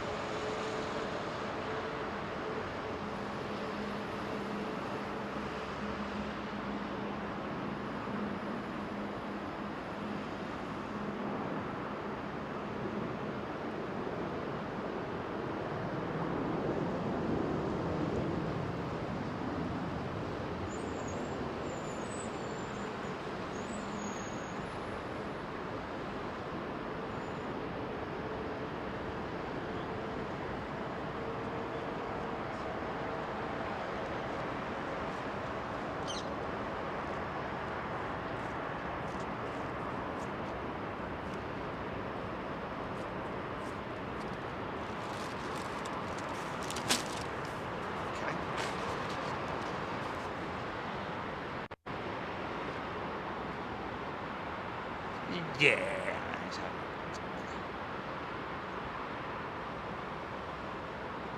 Oh, yeah.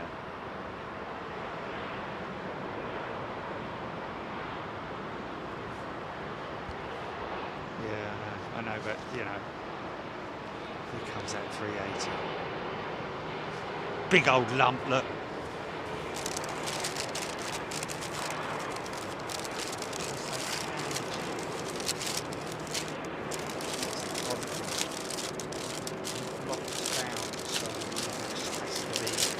Oh, thank you for the surprise.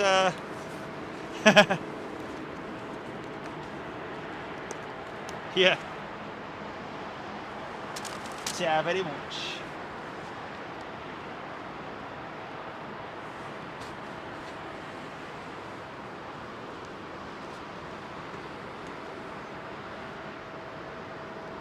I don't want to eat with my mouth full.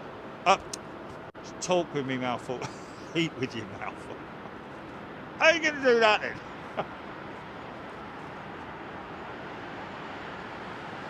So do forgive me, folks.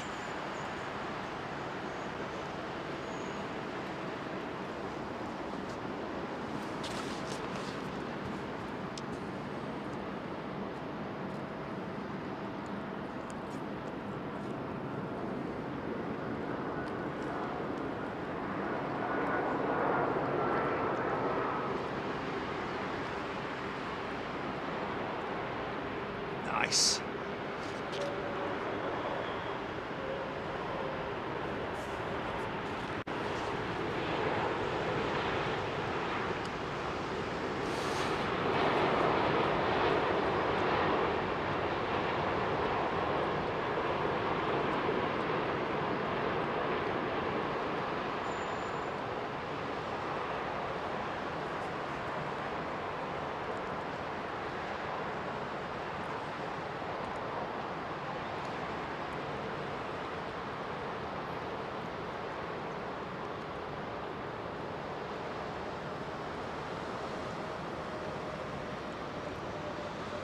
Emirates 380 next up.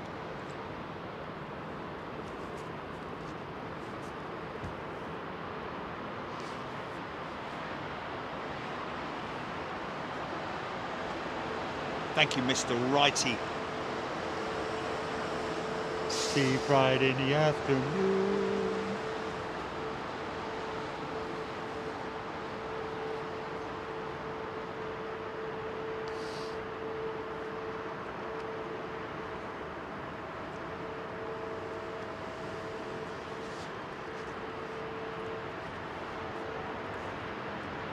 Proper gorilla in the mist, that, isn't it?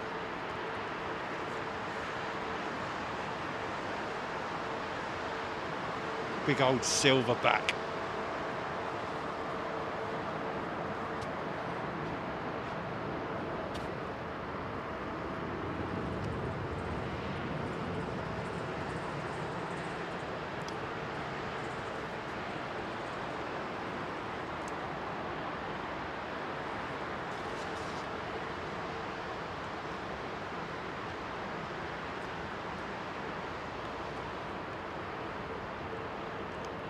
$500.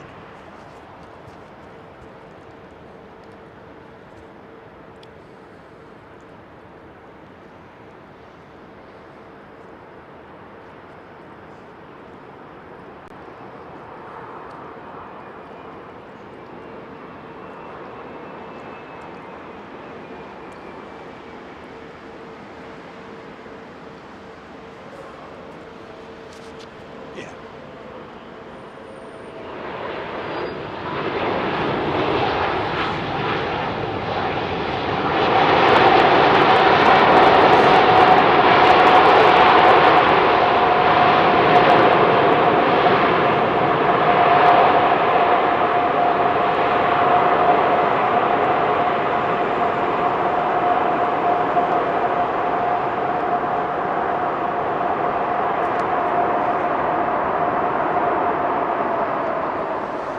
Yeah.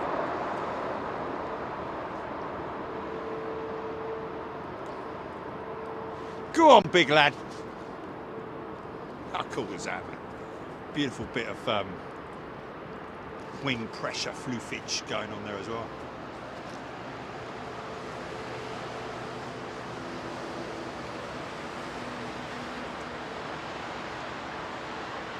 Diane.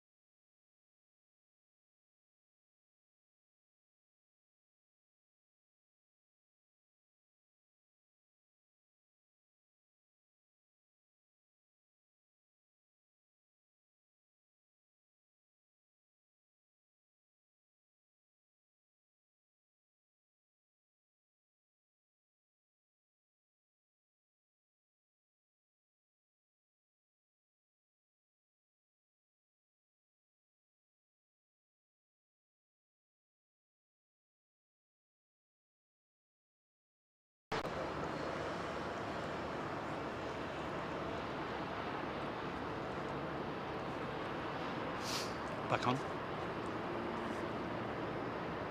Sorry about that. Sorry, folks. Oh, we were doing some testing. There's a possibility that during those test procedures, I was running that battery. It was nice.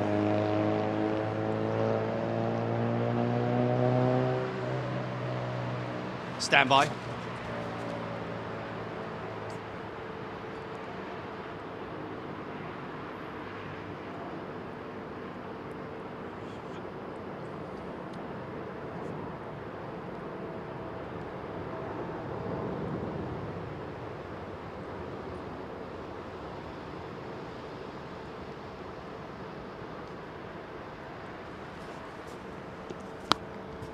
I want to get the floofage.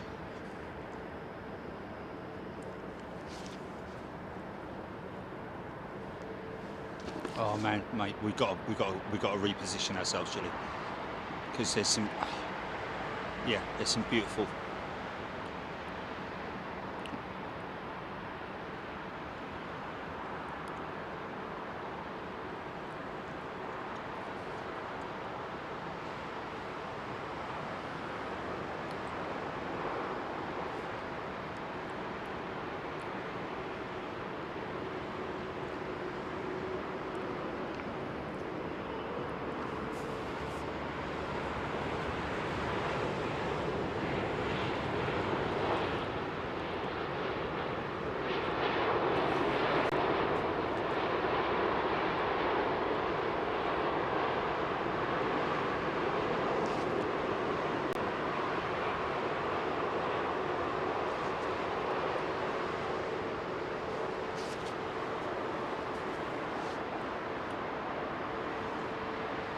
Tamara. The A777 from Dubai. Is that one?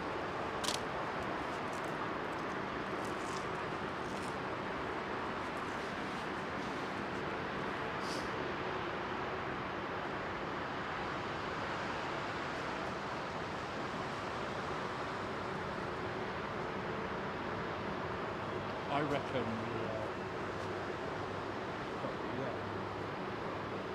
I reckon the total move time is probably 4 minutes tops.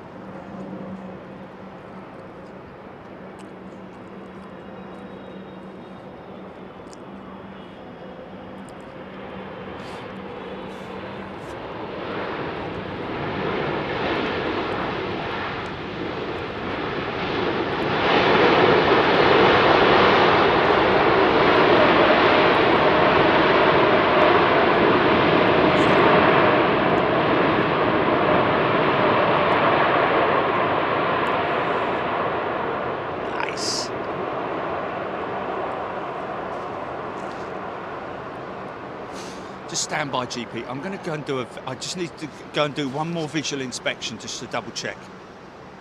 Stand by. Don't go anywhere, folks.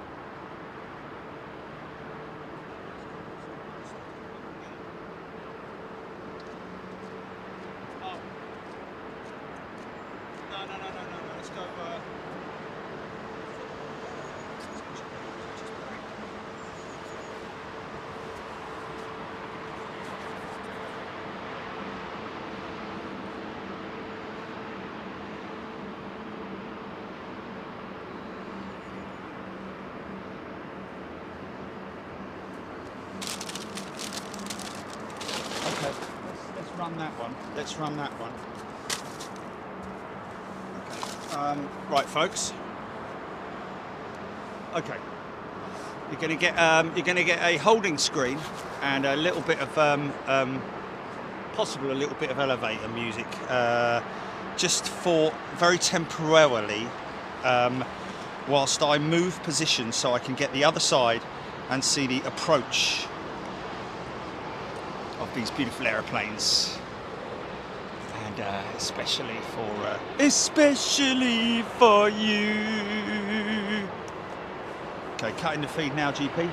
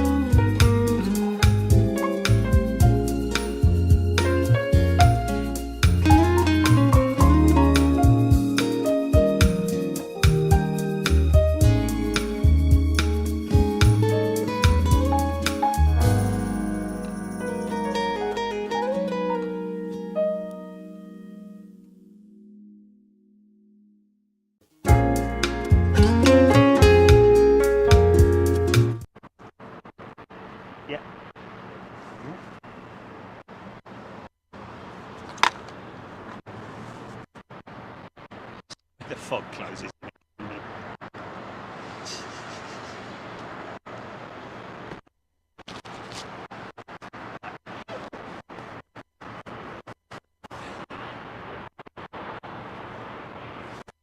Funky shot. Funky shot.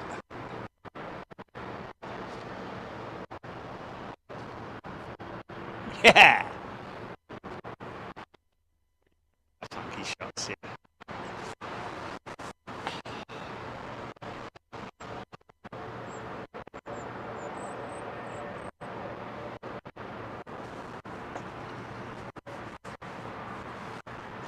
This is worth it.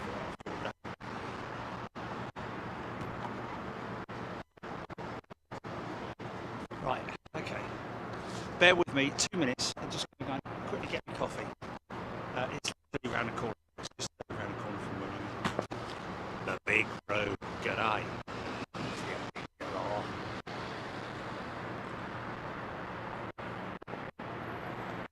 So we will see the 747.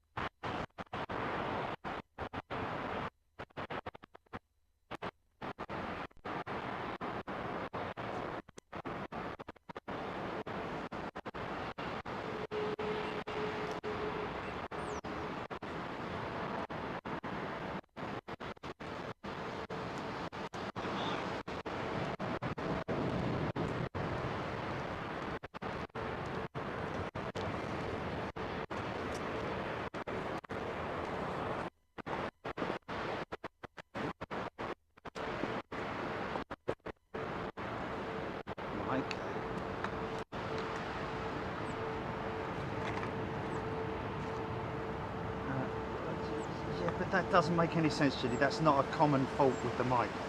Okay, try it now. Try it now. It's on and off. It's like it's either on or it's off. It's one or the other. It's not like, you know. What's it doing right now? Since I just sit, what's it doing right now? Okay. All right. Cool. Let's just have a little look at these. So.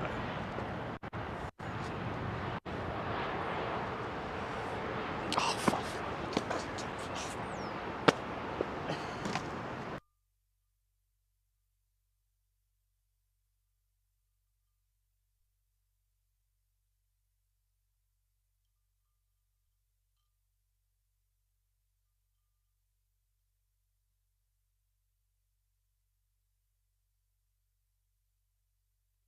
Okay. Yeah, right, yeah. I've just pulled it out and put it back in again, said the actress to the bishop.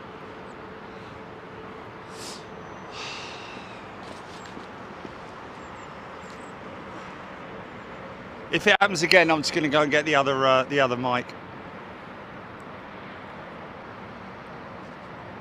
Hey, hey! C-17! Yeah!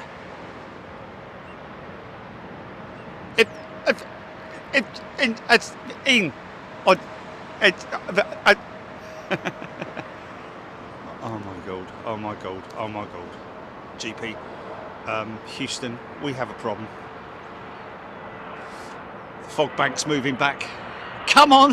What's going to get here first, CX-7 or the fog bank?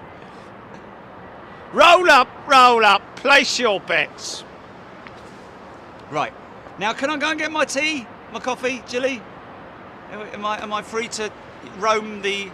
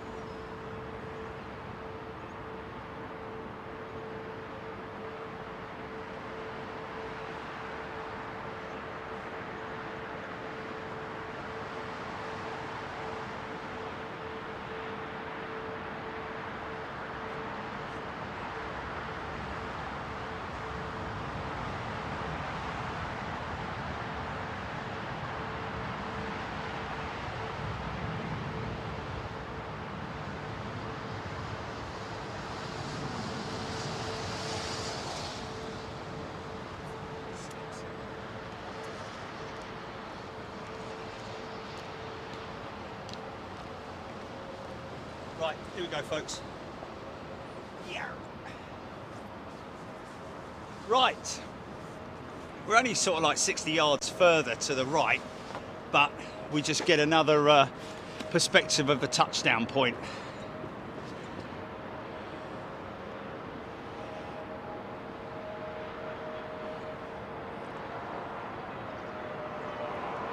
He's long, or she's long. On the chaise long, on the chaise long, all day long, on the chaise long.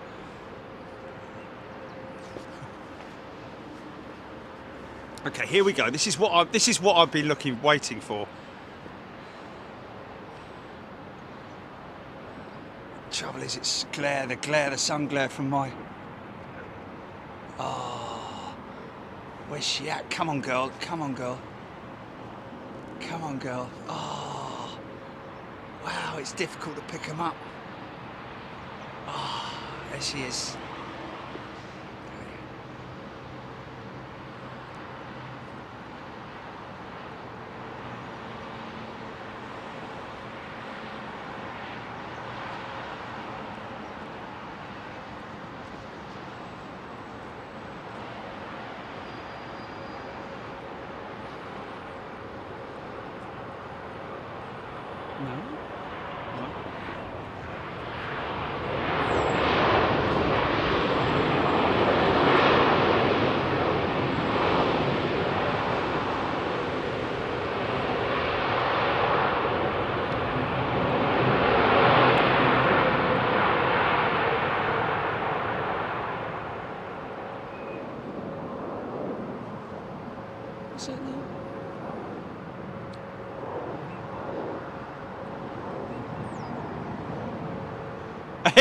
He does what? Goes hunting.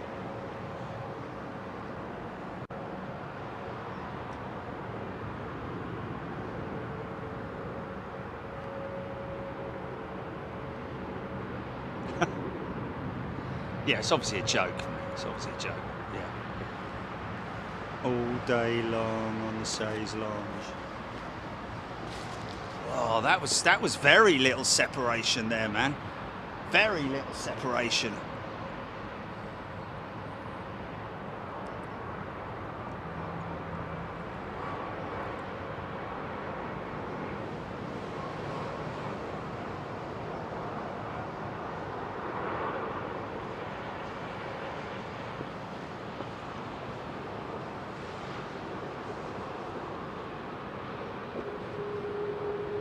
I don't know.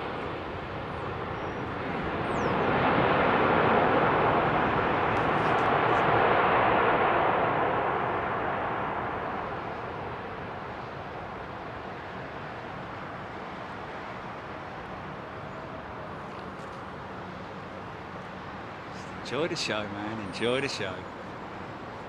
That's the key. Enjoy the show. Hold tight, hold tight. Long, fast ride. Right, now I'm wondering whether if it's more beneficial that I switch to that setting.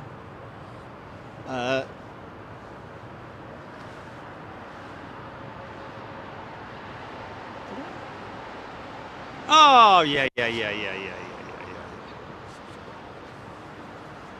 probably may set it for also. Okay,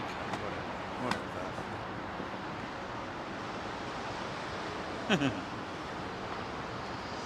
Oh, here comes a big one now. Let's just see if we can catch that. I've got quite a lot of glare.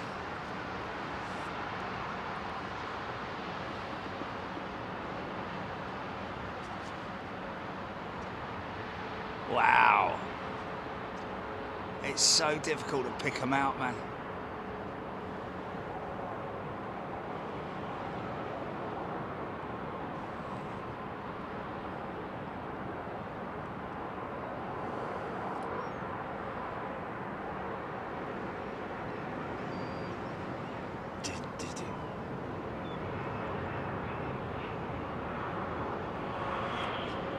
Hello.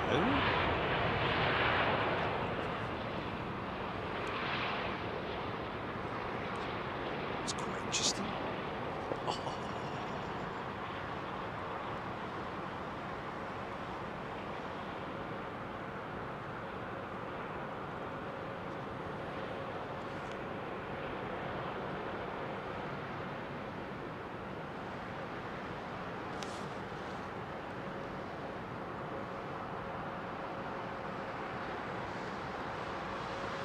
that would surely be a breakthrough.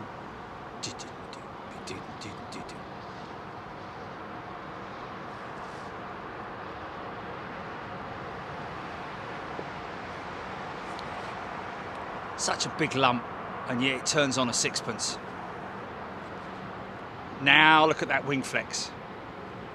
Not something that's so apparent on the A350. Very little flex on the A350, but the tips of the wing on the 350 have got quite a big amount of flex built into them, or allowable flex, should I say. Tip tanks. One of the most important procedures during the flight of that A380 will be controlling the movement of fuel from the tip tanks to the main tanks to give it the best aerodynamic in terms of its weights and balance, give it its best dynamic profile whilst in flight.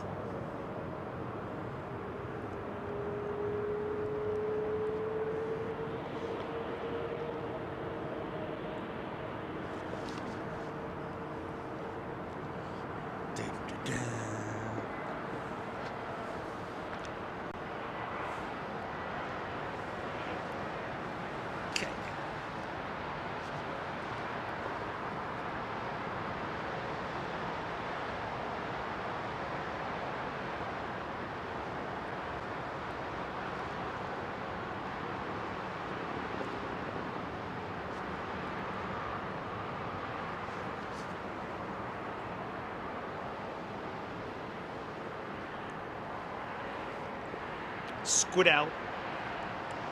Doc Katie tuning in from Arkansas. Little Rock in Arkansas. How you doing, Katie? Is she a veterinarian doctor or a human being doctor?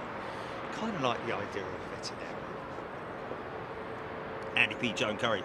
What do you think Boeing's new truss-braced wing that's being tested in a NASA collaboration? Joan Curry, yes, indeed. They are. We did actually have a bit of a discussion about Boeing's truss-braced wing design, which was quite interesting. I was just interested to see that it was operated using what appeared to be the GEnx engine. The GEnx, same engine that sort of like powers the Dreamliner. Who knows, it may be AN other engine type, but it certainly looked like a GEnx engine. But of course, my feelings about that would be, why are you not, if it's that advanced, if that's what you're looking at, are they looking for something that is transatlantic, you know, like an intercontinental jet, or are they looking at something that is regional? Couldn't quite make that out. Of course, if it's regional, then it would be better to have some kind of a turboprop / hydrogen / eco-driven power plant on that jet. But Joan, thank you for bringing it up, and yes, it's something that we will obviously continue to consider. This is an interesting shot. Now, I don't know if it is picking it up. I don't know if you can pick that up, but you know when you sometimes see clouds pouring over the top of a mountain, yeah? Can you see what I'm seeing there? Over the top of the Terminal 5 roof. Is that the sometimes when you see weather on the tops of mountains and it pours over the top of them. Yeah, you have to be there. Matthew Bentley, do A350s have extra fuel tanks like the A380? I don't think so, unless it's something I just wasn't aware of. As far as I'm aware, they don't have, when you're talking about the extra fuel tanks, I'm guessing you probably mean, well, I mean, tip tanks on the 380 is quite unique. But of course, the horizontal stabilizers at the back of the A380 are also an optional fuel tank. And I'm not sure if that's something that's used that regularly, if at all, to be honest. Glenn's Aviation Love. Rob H. Captain Ron, CX7 over Essex right now. Okay, I guess we can track that aircraft now. If it's over Essex, it's going to be, what, 10 minutes out, something like that?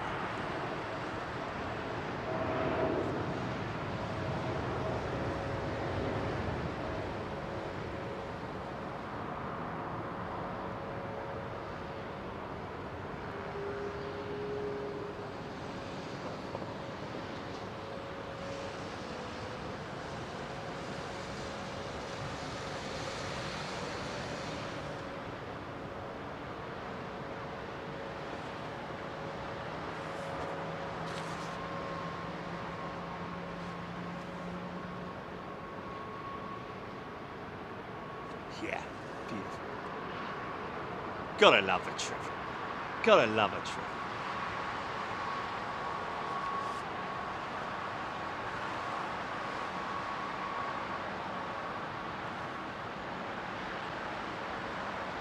Stuart Watson, CX7 crossing the shore. James Beatwell, China Boeing 747 is going to fly over my house. It stays on the hidden. Okay.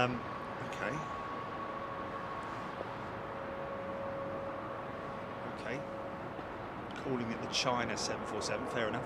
Cathay Pacific, of course. Thank you, James. John Grinham, loving the liveries in this weather. Interesting. Yeah, it's pretty moody, isn't it? Alexandra Wood, Ross Gin, Kathy Collins.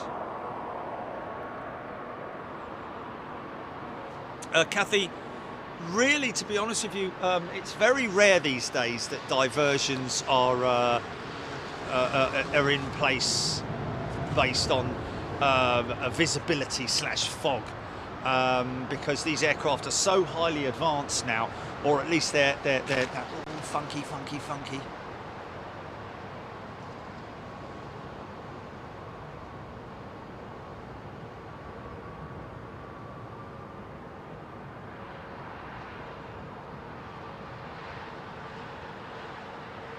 Yeah, gotta let it bleed out, haven't you? Wow, what a shot. What was I talking about?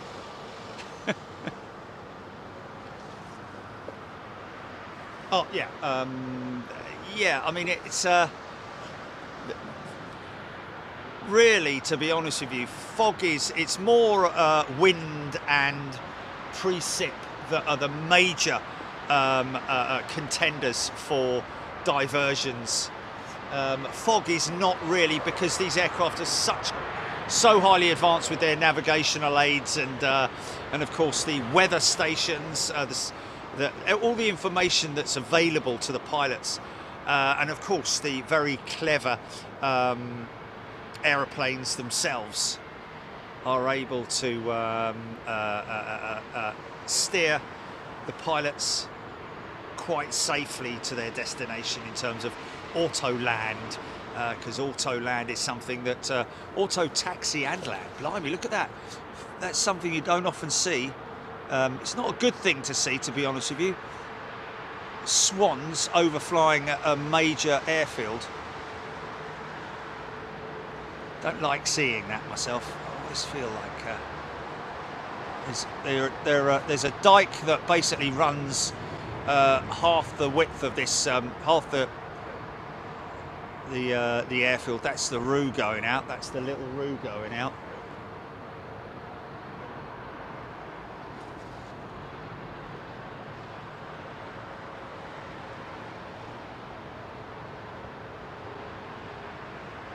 And a bit of a funky shot with a couple of swans in it. How about that? Don't do things in halves, do we? Hey?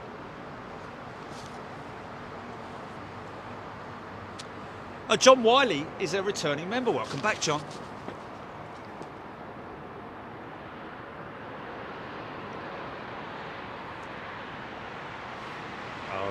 This could be good, Gilly.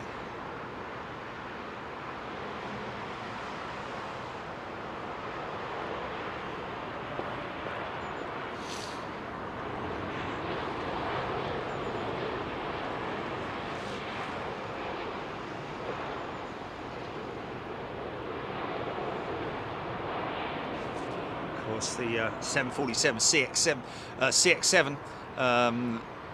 Cathay Pacific 747 is a freighter. She will be powered by 4 General Electric GEnx engines. Is powered by, shall I say, Clementine? Is that you? That's what.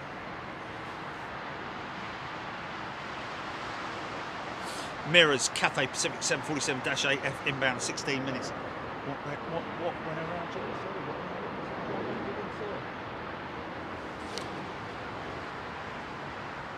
Oh, really? Okay. Okay.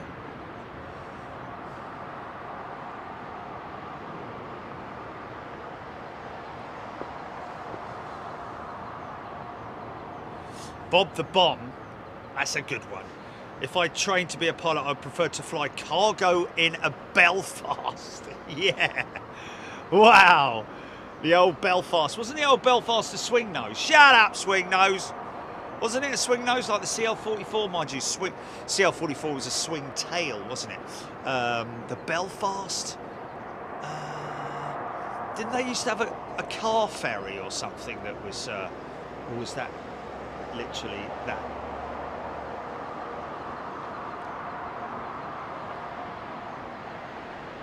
Jan's views. If the ceiling, talking about the cloud ceiling, is too low due to fog, do the pilots switch autopilot to land? Jan's views. Well, to be honest with you, Jan, autopilot is something that's used in best of visibility conditions, all conditions really. So they will be on autopilot around about now, believe it or not. Around about there is where they will switch to manual land. It's crazy how late into the approach that they switch out of it. I think it may be down to logbooks as well. You know, logging a landing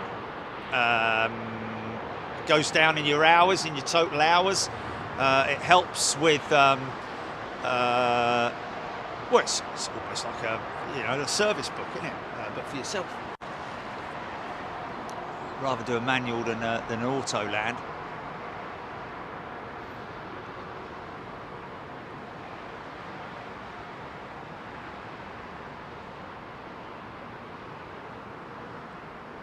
Thinking what?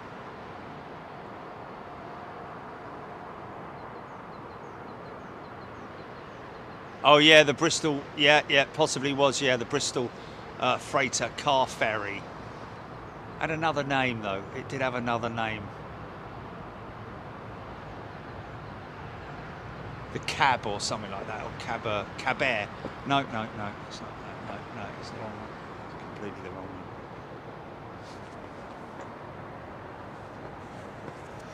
Stuart Watson, 15 minutes to the CX7. Okay, folks, let's get her on radar. Let's get her to number 1. CX7, 15 minutes. Of course, there's a number of operators talking about the poll that we put up earlier on. Of course, not all airlines operate a pure freighter / cargo operation. So perhaps if your idea is to fly freight, then who's that?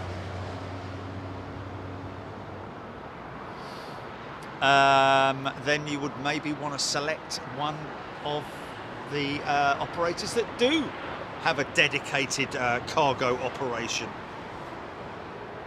Okay, I'm on Flight Radar 24 now, and I'm just looking out for CX7, and there she is, just sort of like nearly north of the airfield, almost so that, in fact, there she is. Is that her there? Oh yeah. Oh, look at that, mate.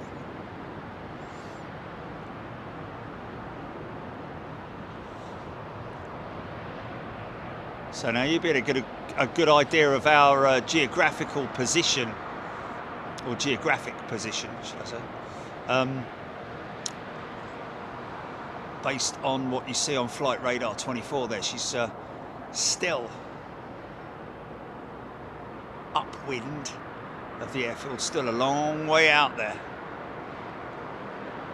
Gonna make a big, long left-hand turn. Approach north of Windsor, and then there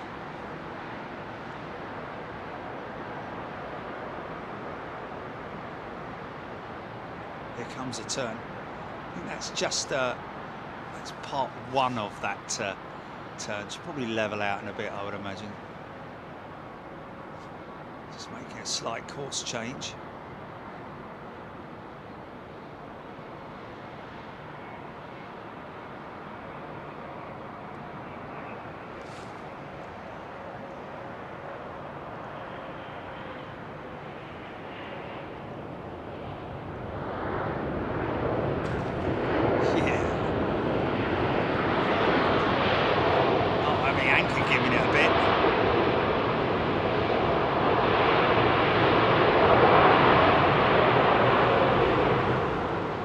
Yeah.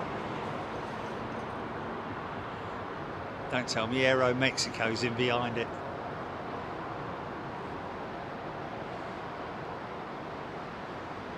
Nope.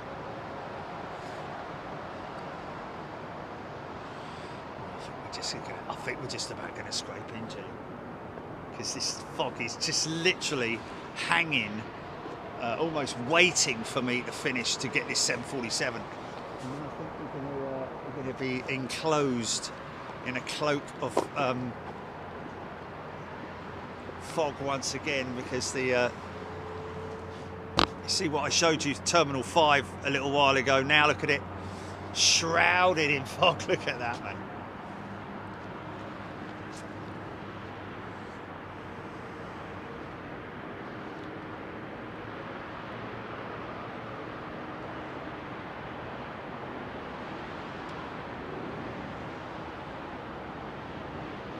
Get her to number one. Now this is the shot that I'm trying to get. Oh, she's number one? Oh, okay, right, sorry.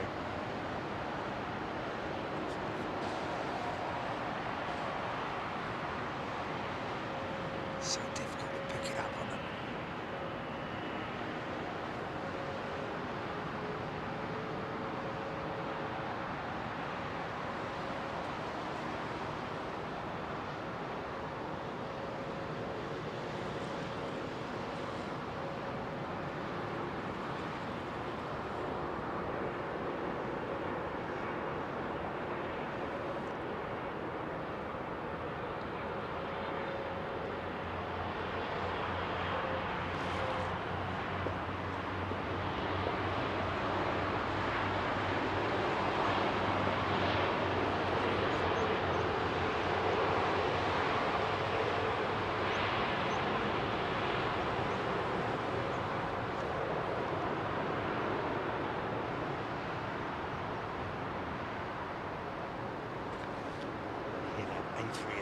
Firing up off there in the distance.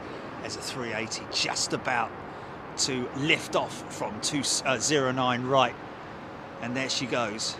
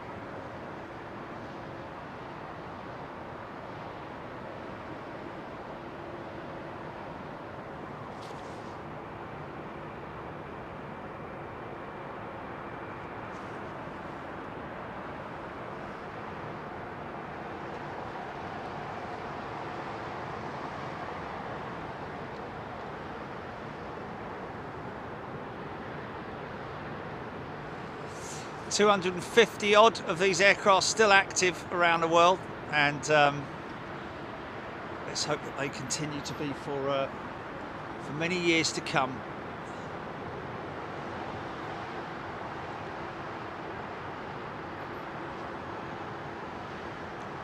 You've got to remember that aircraft design and development is always years ahead of its proposed release date in terms of being able to fly with passengers.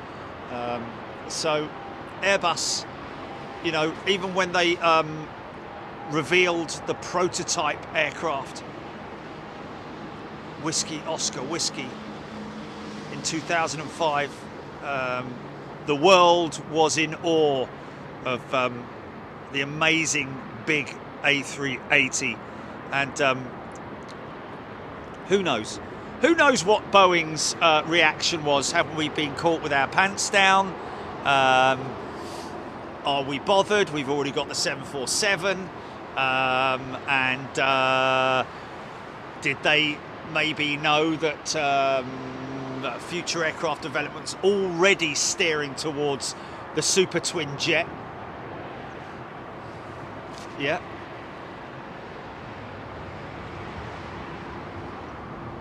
Okay, apparently Abigavi's friend is on that jet. Is that the one? Where is it going? I don't know. I've got no idea. Denver, Colorado, right, okay.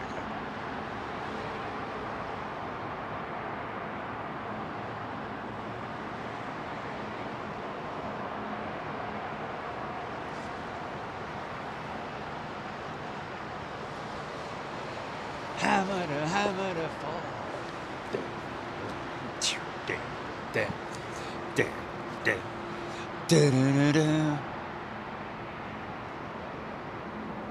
That looks like a KLM A330 200 with Pratt & Whitney engines, or CF6 engines, maybe CF6, sorry. Sorry to get that so badly wrong. Oh, Vic and Bob. Way.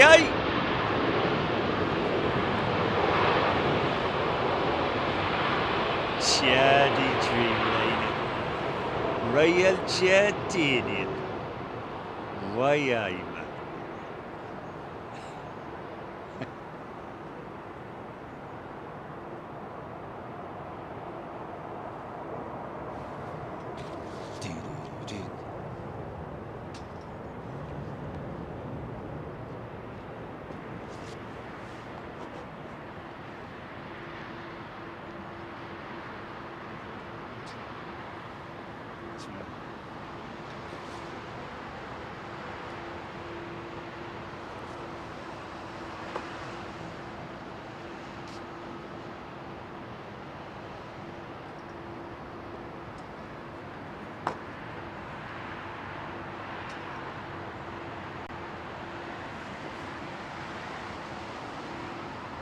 Okay, this 747 is 3 out by the looks of it.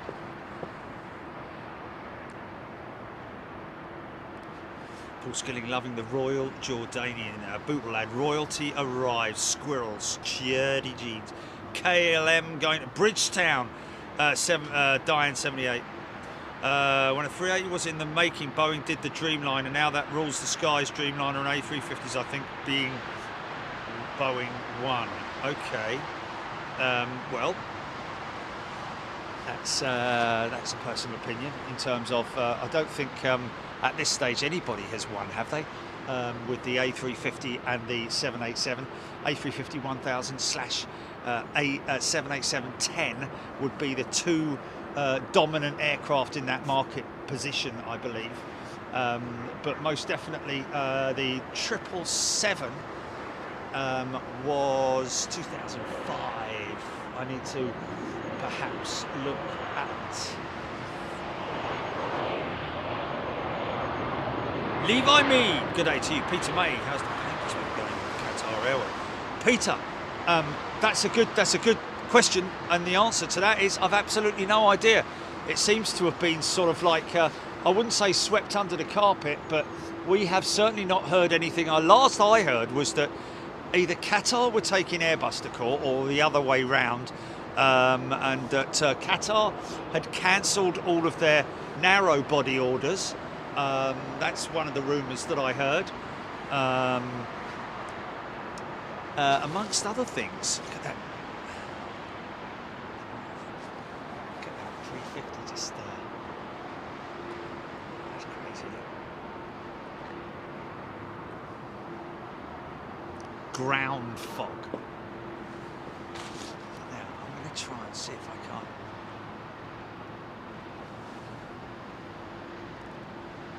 It's so difficult to pick it out, man. There she is, there she is, there she is, there she is. Okay, I just want to see. It's a 330. Just, I can see literally a very faint shadow on my screen as it's coming into shot. Hope you're getting it, folks, but just based on the droopiness of that undercarriage. Oh, it's not. Is it a 330? It is a 330 right here. Yeah, got it.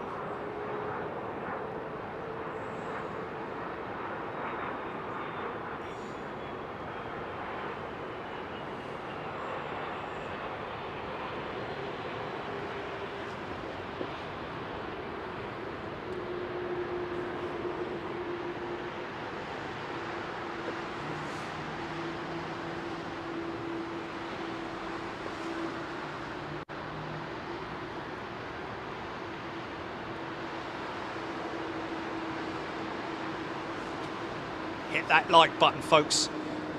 Would obviously appreciate the likes. All you generous people who've exercising their index finger right now and hitting that like button, we appreciate it. Thank you so much. 747 on finals.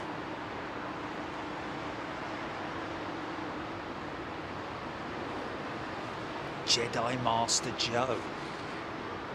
Yeah, well, it was literally, it's moving with the times, and the times are that there is no more call for new four-engine jets. Of course, there is a huge call for cargo jets, and that's why the 747 will remain so popular. And the Dash 8 passenger variant will, of course, continue. Even the 747-400. That's still used by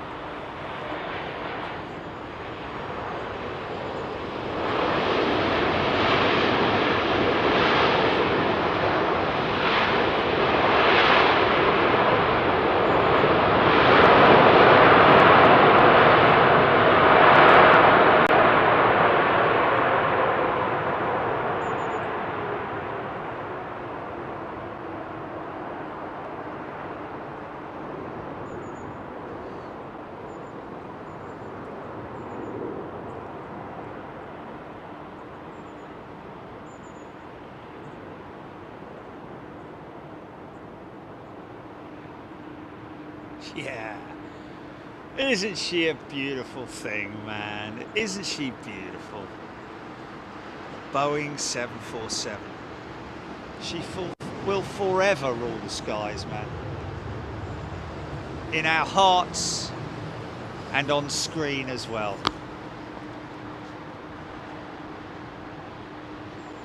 Well, for me anyway.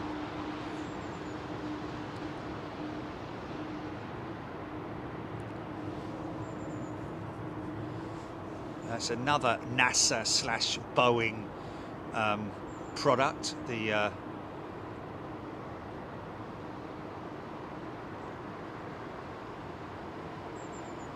the engine cowls, slider cowls on the 747-8, same as the Dreamliner with the Gen X engine.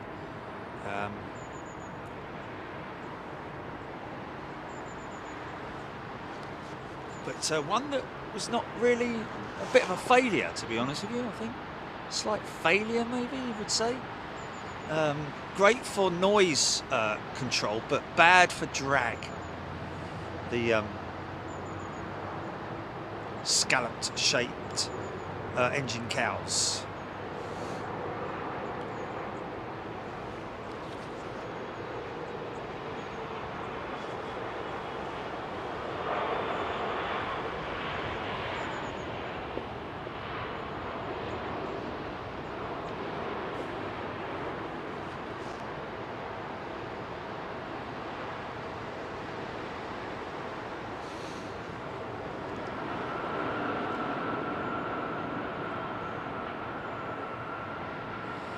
So for all of you model fans out there who like their die casts, I believe it's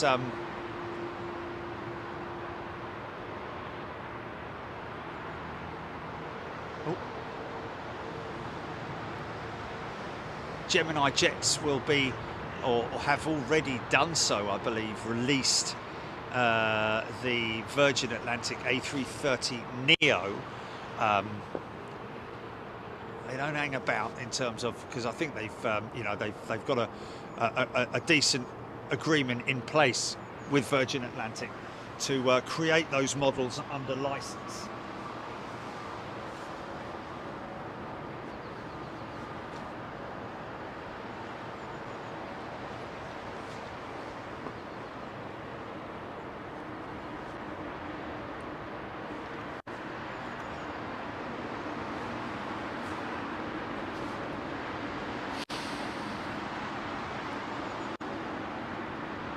KW Green.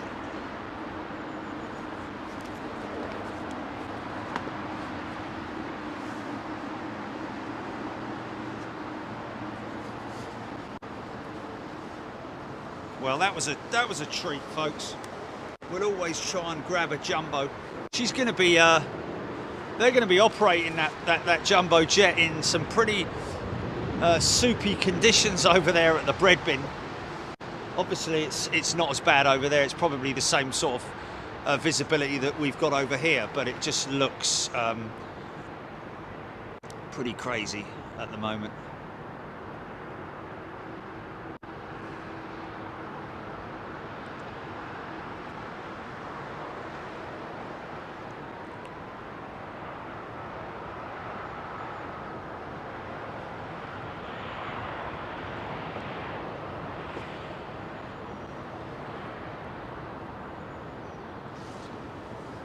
So like I said earlier, folks, we do have an update on our tech in terms of connectivity for Canada.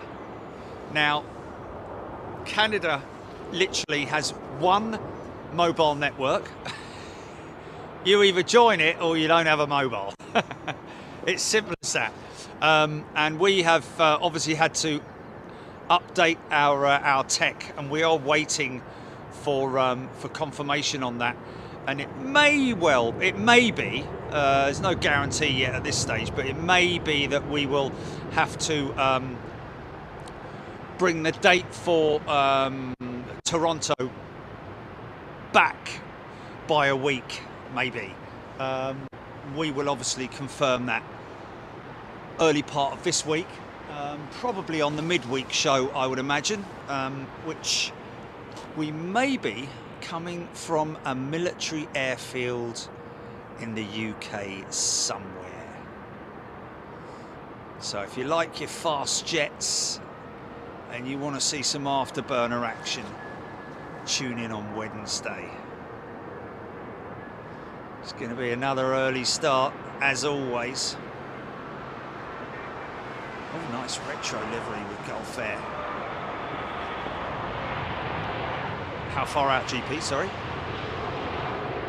Oz. Okay. Singapore A380, the Singapore Slinger. is on its way, folks. It'd be great seeing an A380 in this position as well. She's in the Lamborghini.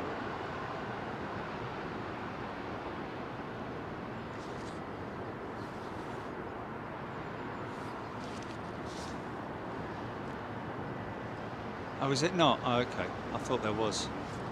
Okay. Well.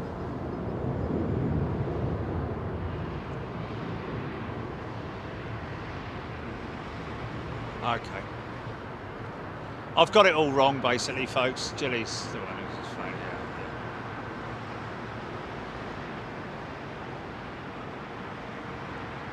Yeah. No. Yeah. Yeah, that's the thing. Yeah. Yeah.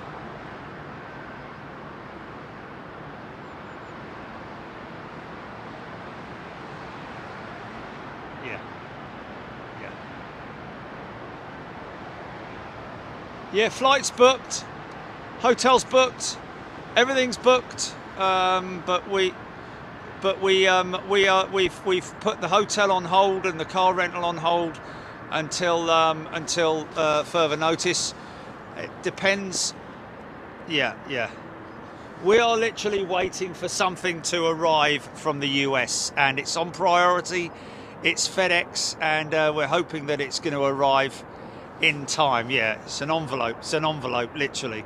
It's not a big box with, you know. It's just an envelope with a couple of SIM cards in it.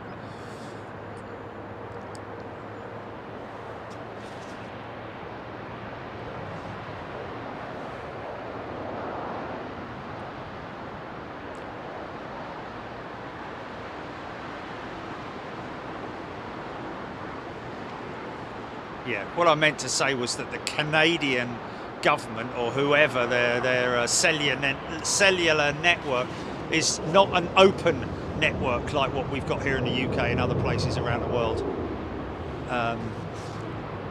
It's monopolised, isn't it? I guess is the right word to say. Is that right? Heavily monopolised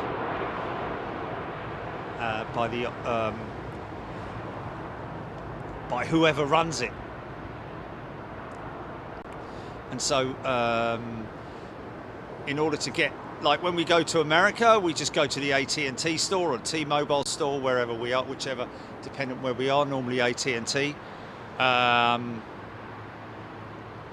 then we just get a couple of prepaid data SIMs that we, you know, that covers us for the duration of the time that we're there. But unfortunately, you can't do that in Canada. You have to be a resident to start with. And secondly, it costs a bleeding fortune. But that aside,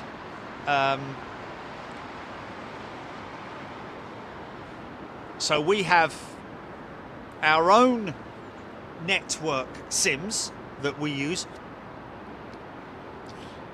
and we are awaiting the arrival of two of them. Ralph Skyperian, smooth landing, worth the wait for the Queen, Bootle lad, Les Donaldson, smooth, Stuart Watson, Karina Robot, David Bowman, James the drummer, breathtaking, love that. Alexandra Wood, Alex Hilton, hats off, Martin Dianali, please say hello to Selena, who's recovering from an eye operation. Selena, I hope you're doing well, and a very swift recovery to you. Phil Sky, pretty smooth by Cathay standards. Yeah, like that.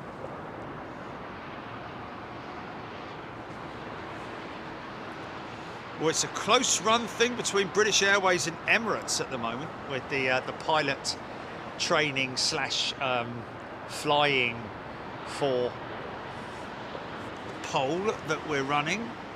Richard is a returning member. Welcome back, Richard. Everybody loving that. 2,436 people tracking that, HGC saying. Matthew Bentley, what a noise. Seeing off this blue sliding through peachy fog. Of course, I only get to see what I'm seeing on my monitor, folks. So sometimes you get to see the better image. And I hope that was good for you. Tony O'Reilly back just in time for Her Majesty. Paul Skilling, Deborah Speller, Rebecca Weaver. There was Floof apparently. George Taylor, Jan's Views, Alison Francis. How low is the fog in London? Ground level, isn't it?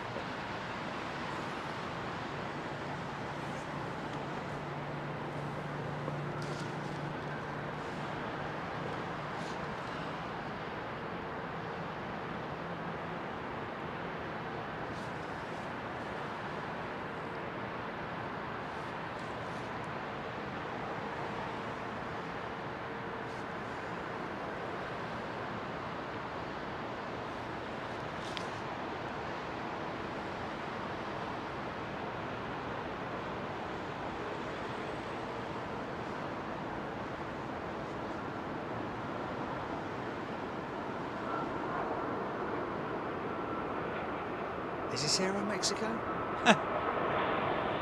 No, Etihad, sorry. It's a 900.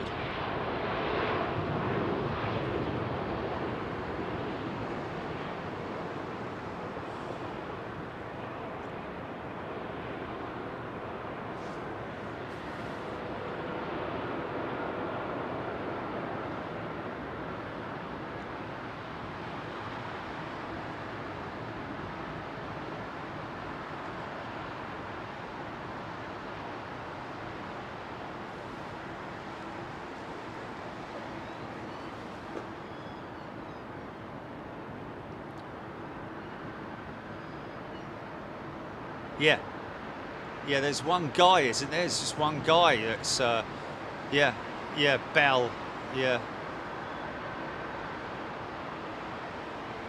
yeah. Which in an ironic sort of way they do, because the other ones rent them off them, don't they? Oh, hello. Look at that fog bank actually moving across the airfield. Look at that fog bank moving towards us. Oh my God! Mr. Wright is 71.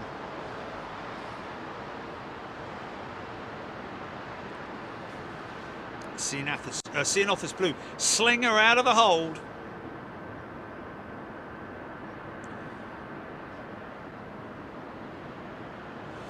VJ, Toronto will possibly be hit really bad this week with snow. I might need to put chains on the tyres, mate. Might need to put chains on ye oldie tyres.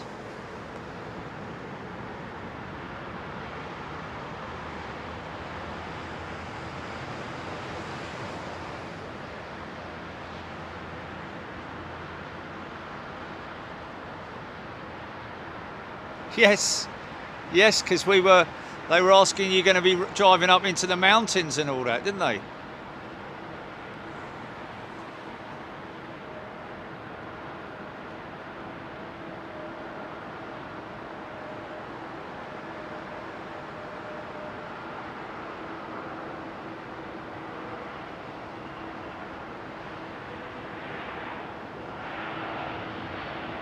And here we stand.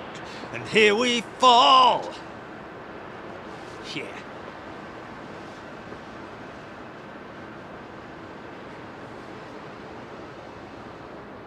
Gary Sibthorpe, love flying with Singapore Airlines, flying with them next month to Singapore. Lucky you, my friend.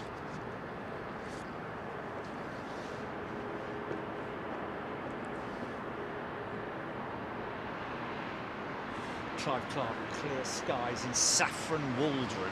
Well, we've got clear skies here as well, believe it or not.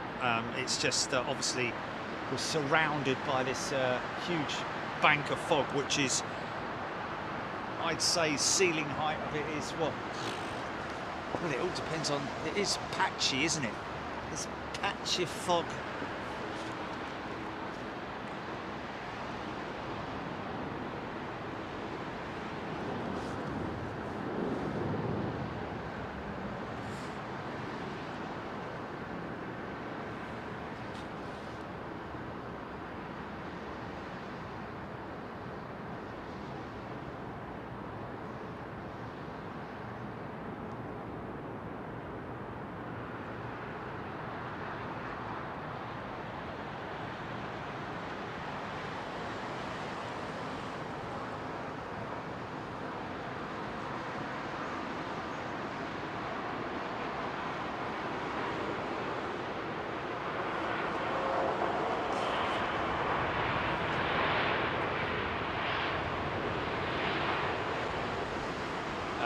feeling down that road with Starlink, man. Don't work. Don't like it on that one.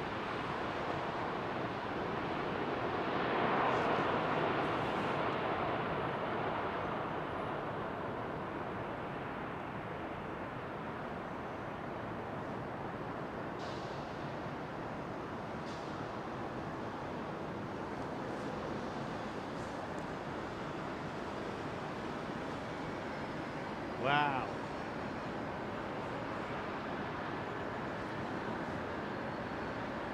Now that's interesting. There appears to be a bank of fog that's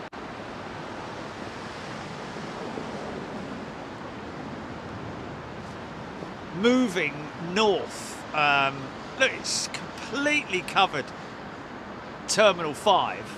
And I think these next few planes are going to be literally hitting that fog bank, and we should get some pretty spectacular floofy arrivals, and also maybe the odd twist or two of... let's just have a little look and see what goes on here. Where is he? Where is he? Still, he's there, isn't he? Is he there? Is he there? Where is he? There he is. He's hitting it now. He's just about to hit it now. Okay, let me keep a visual and also look on the monitor. It's through it. No, not quite actually. Still in it. Still in it.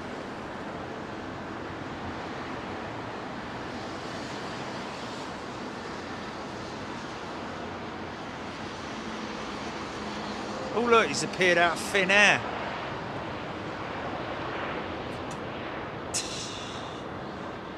I'm here all week.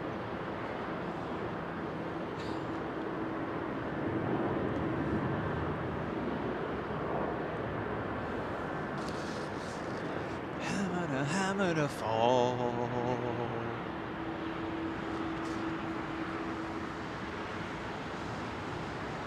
Who is it? Got a visual on it.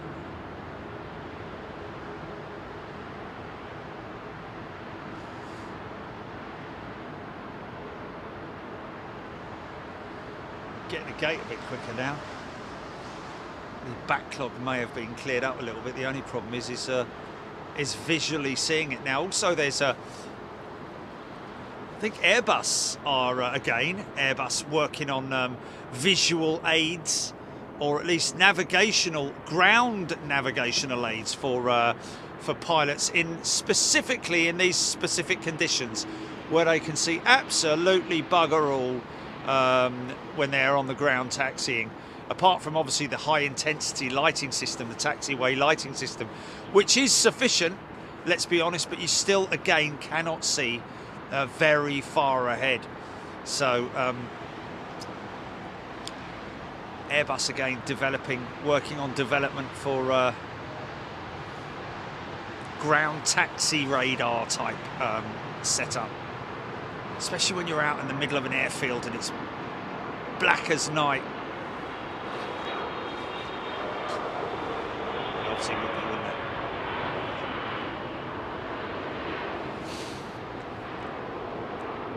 it? And you're met by just thousands of lights on the airfield. Somewhere like Toronto, for example, where it's quite a lengthy taxi. Somewhere like Schiphol, places where there's lots of runways and there's extensive taxis to those runway intersection points where you have to, follow the directions of the tower to start with. But sometimes when you've got so much information coming there, it's not the easiest thing to do, I'm guessing. It would be for me anyway. Sorry, what was that? Taxi to Sierra, left on Bravo, hold, what was that? I said, sorry mate, just let me write it down.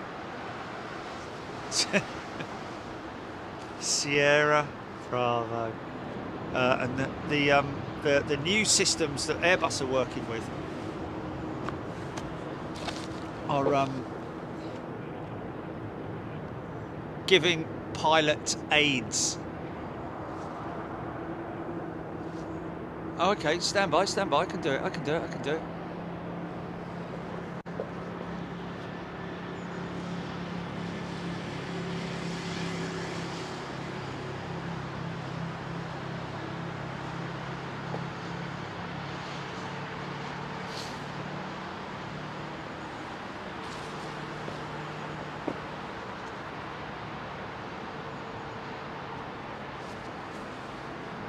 There might be a floof-tastic one coming up, GP, stand by. Yeah.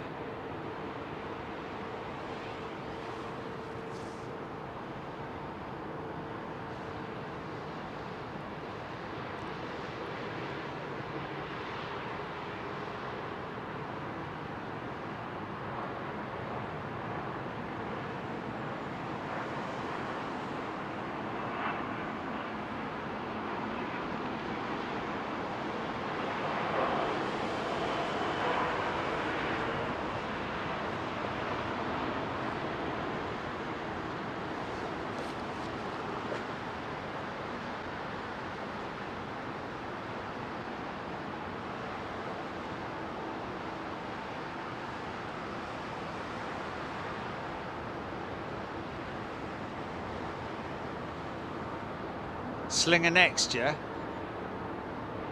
It's sort of sitting there.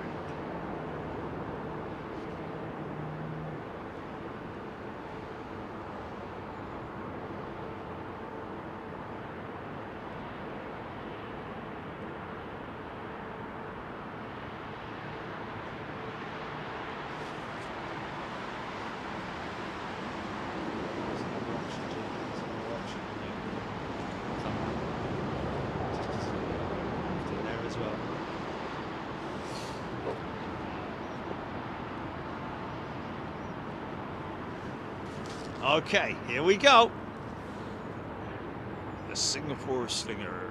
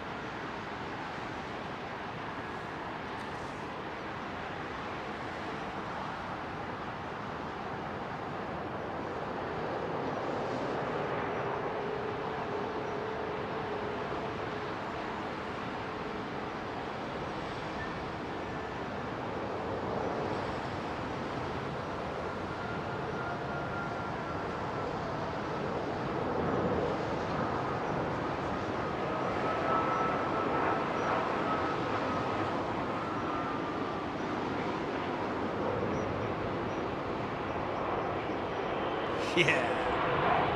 Go on, girl.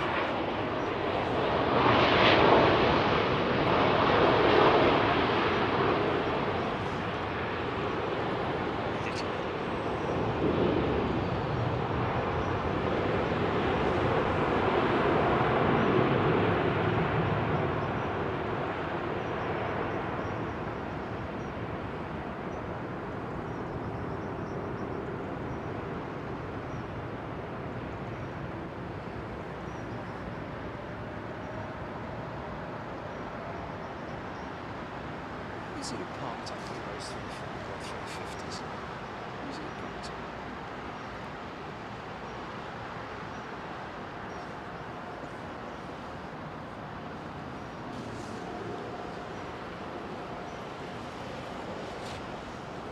Is he lost?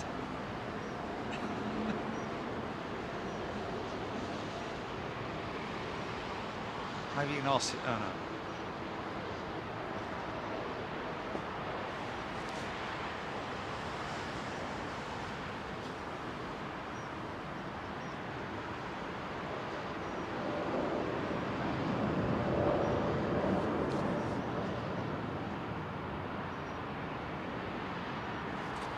Look at that. I can't see anything, John. Neither can I, Harry.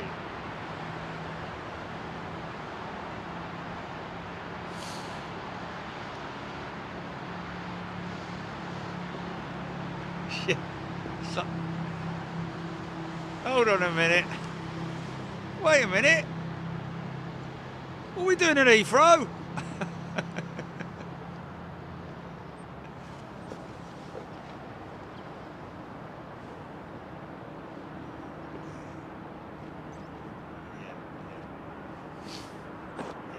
Yeah, that kind of, yeah.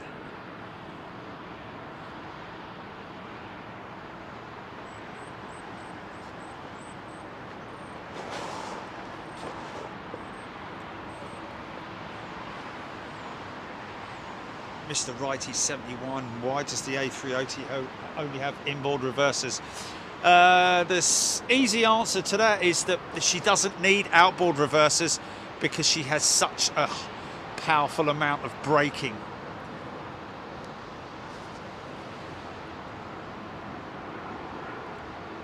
She's perfectly capable with just 2 engine reversers. Plus all the ground braking from the wheels.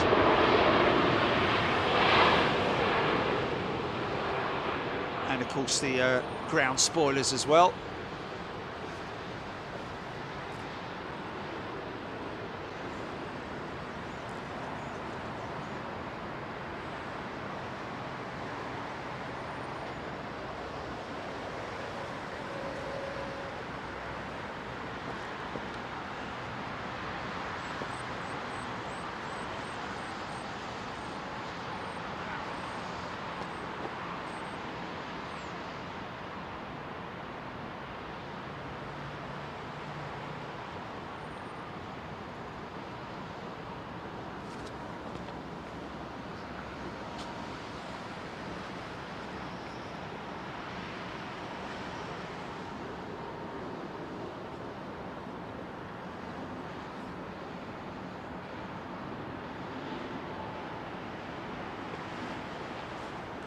So James Doink, BA380 on its way in.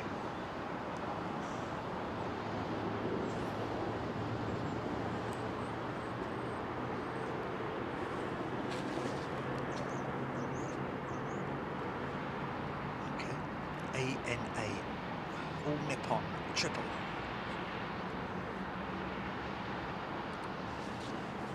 I think we're getting some pretty decent floof off of these, GP.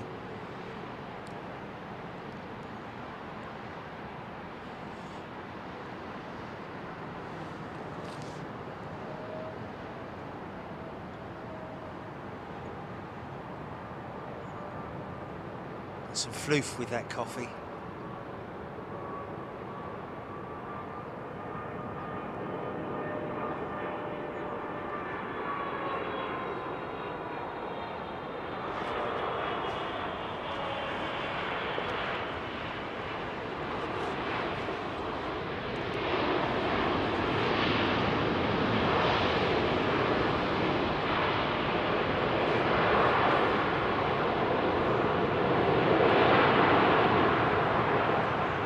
Nice.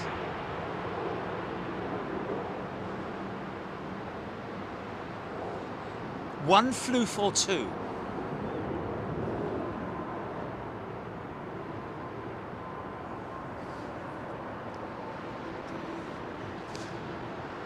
Changes every time I turn around.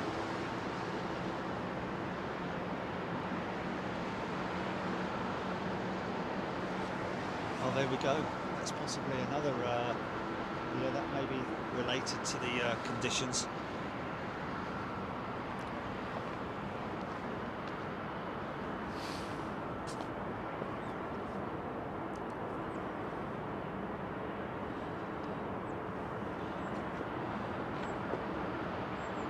JB Trip reports due to land into Heathrow tonight, 8:45 from Dublin with BA.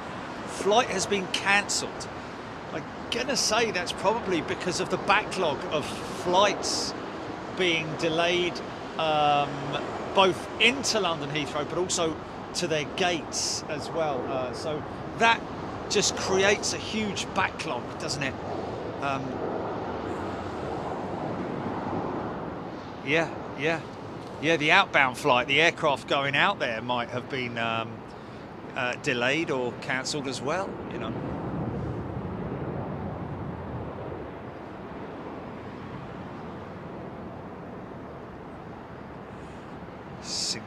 No, this is BA, isn't it? It's BA.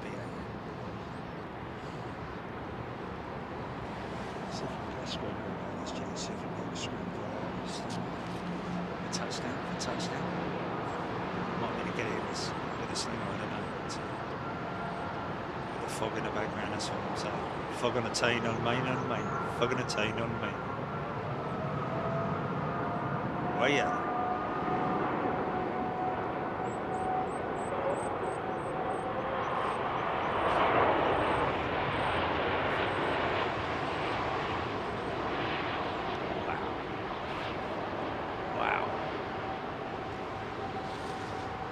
These aircraft cutting through the fog, man.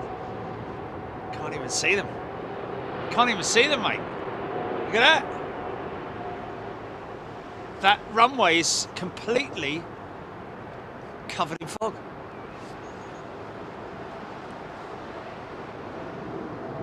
Of course, the pilots will have a very clear line, obviously, of sight down the runway, high intensity lighting on the runway. But as you can see, the runway is completely shrouded in fog. Oh, funky shot. Darn it.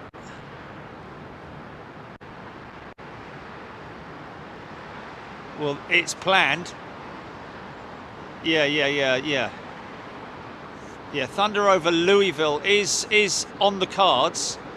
We just need to obviously tie that all up.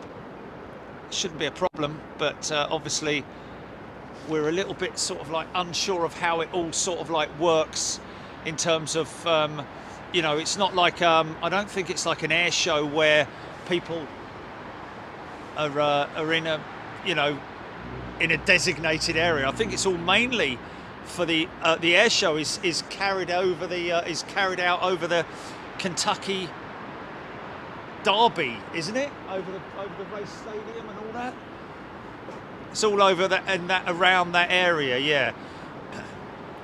And of course, we've been invited there to cover it, but from a different perspective, from being on the ground. So potentially airside, we might be airside in Louisville for the air show. Yeah, that's right. Yeah. See, there's a jet going out, disappearing into it.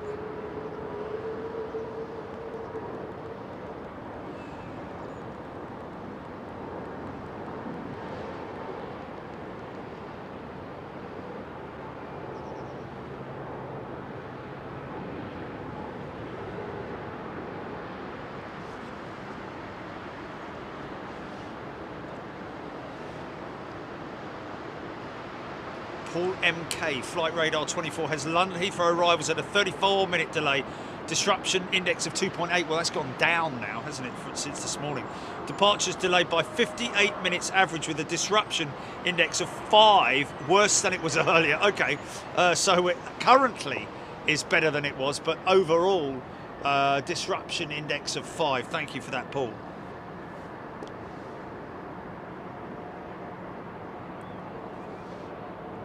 Screaming emu, can I come? Well, of course you can, mate. Of course you can.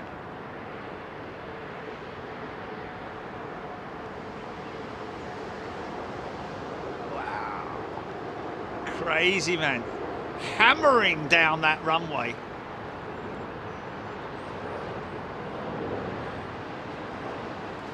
Hello! Hello! In a bit of a rush, mate, can't talk. All right then, see you next time. Yeah, cheers, bye.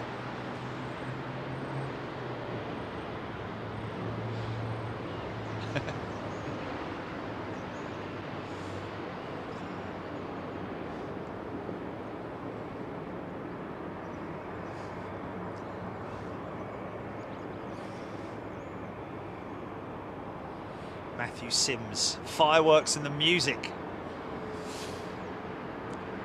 I'm guessing you've got to be inside the stadia there, haven't you? That's the thing, and that's what we need to avoid. We'll still see the fireworks from outside the stadium. No, I'm talking about the music, Gilly. I'm talking about the music. Well, it's sort of like, you know... Oh, is it? Oh, okay, okay. So, oh, okay, it's over the Ohio River. That was it. Yeah, right, okay.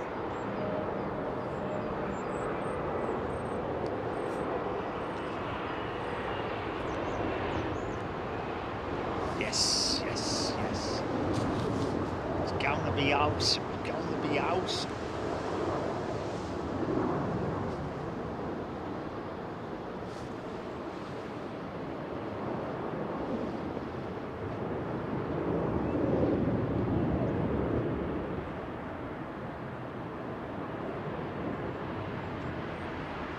Great, P. Jerry needs to do some voiceover for children's books. Well, we've kind of like almost touched on that in front, so haven't we, with the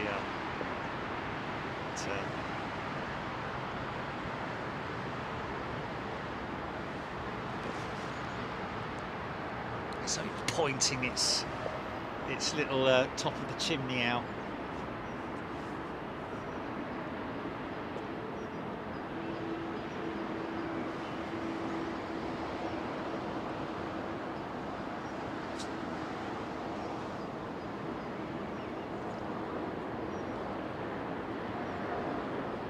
Folks, I hope you have all enjoyed yourselves today. Thank you for your patience this morning. Of course, if you have joined us for the second part of the show, make sure that you scroll back. This morning there was a, what was it, about an hour? We were live for about an hour, Jenny. 40 odd minutes this morning. Got some great stuff during sunset, but then the fog sort of surrounded us and we were done for. Funky shot, sunrise, sorry. Did I say sunset? Okay, sorry, my apologies. Oh. What would you do that for? We had loads of stuff on the beginning. It was only for about... No, man, no, we had loads of... We had a great sunrise. What? Oh, we can list it again. We'll list it again. That's fine.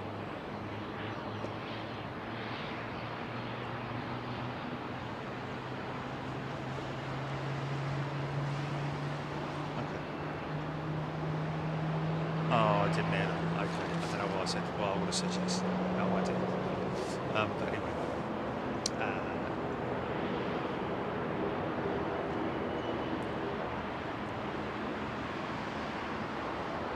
So, hope you've all enjoyed it. We have. It's been interesting to say the least. Got some great imagery, beautiful shots of aeroplanes.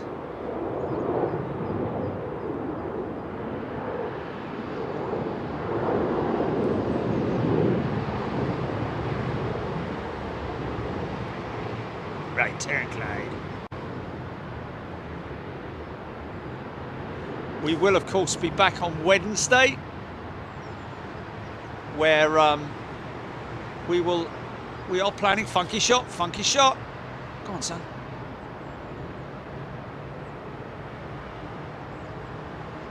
Oh yeah, that's funky shot of the day, that isn't it? Eh? Ha ha ha! So, like I say, we will be back Wednesday. It'll be an early morning show, folks. Probably kicking off around about 8 AM on Wednesday. Make sure you tune in, set your reminders, and keep an eye out on the app as well. Thank you to everybody who's given us a like today. We really appreciate that. Welcome to all our new subscribers. Make sure you subscribe to the channel. If you're watching right now and you're not a subscriber, don't want to miss out on all the fun in terms of daily shorts that we put out. And they are all different, folks, as well. They're not repetitive like so many channels out there that are from the same place. the same old thing, blah, blah, blah.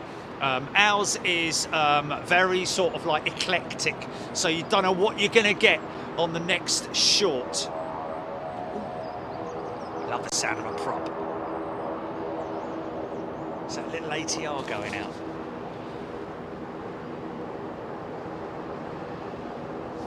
Yeah.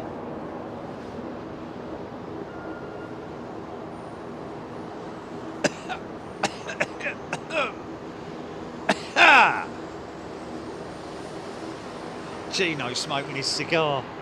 Oh, Gino. Right, okay. Thank you, everybody. Stephen Callahan, BA 380, 18 minutes.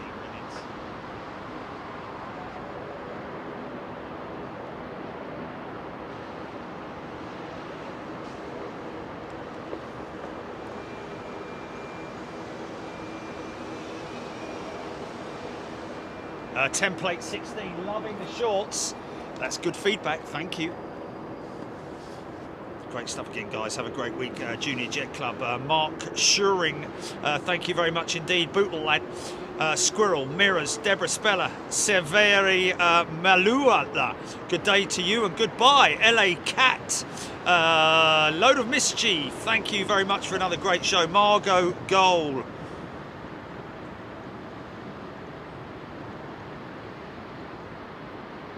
Hello.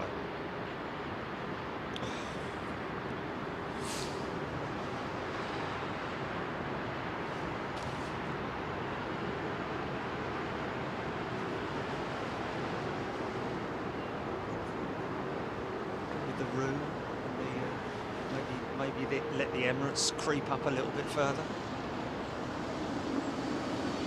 Paul Skilling, Kevin Fisher, Claire Jones, Avro Arrow, Alexandra Wood. Finally, that Delta 767 is pushing back.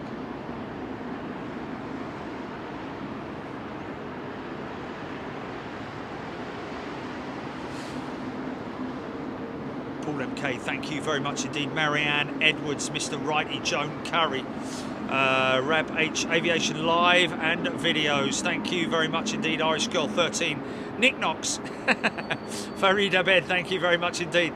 Tony Chutty, Peter Cage, Art Dog, Carrie Ann, Daffyd Lewis, Screaming Emu.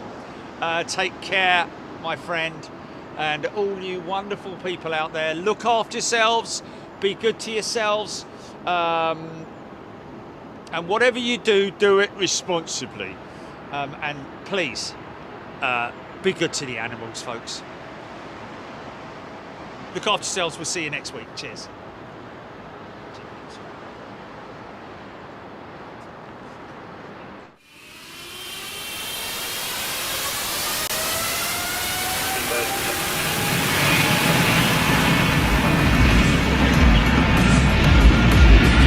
Yeah.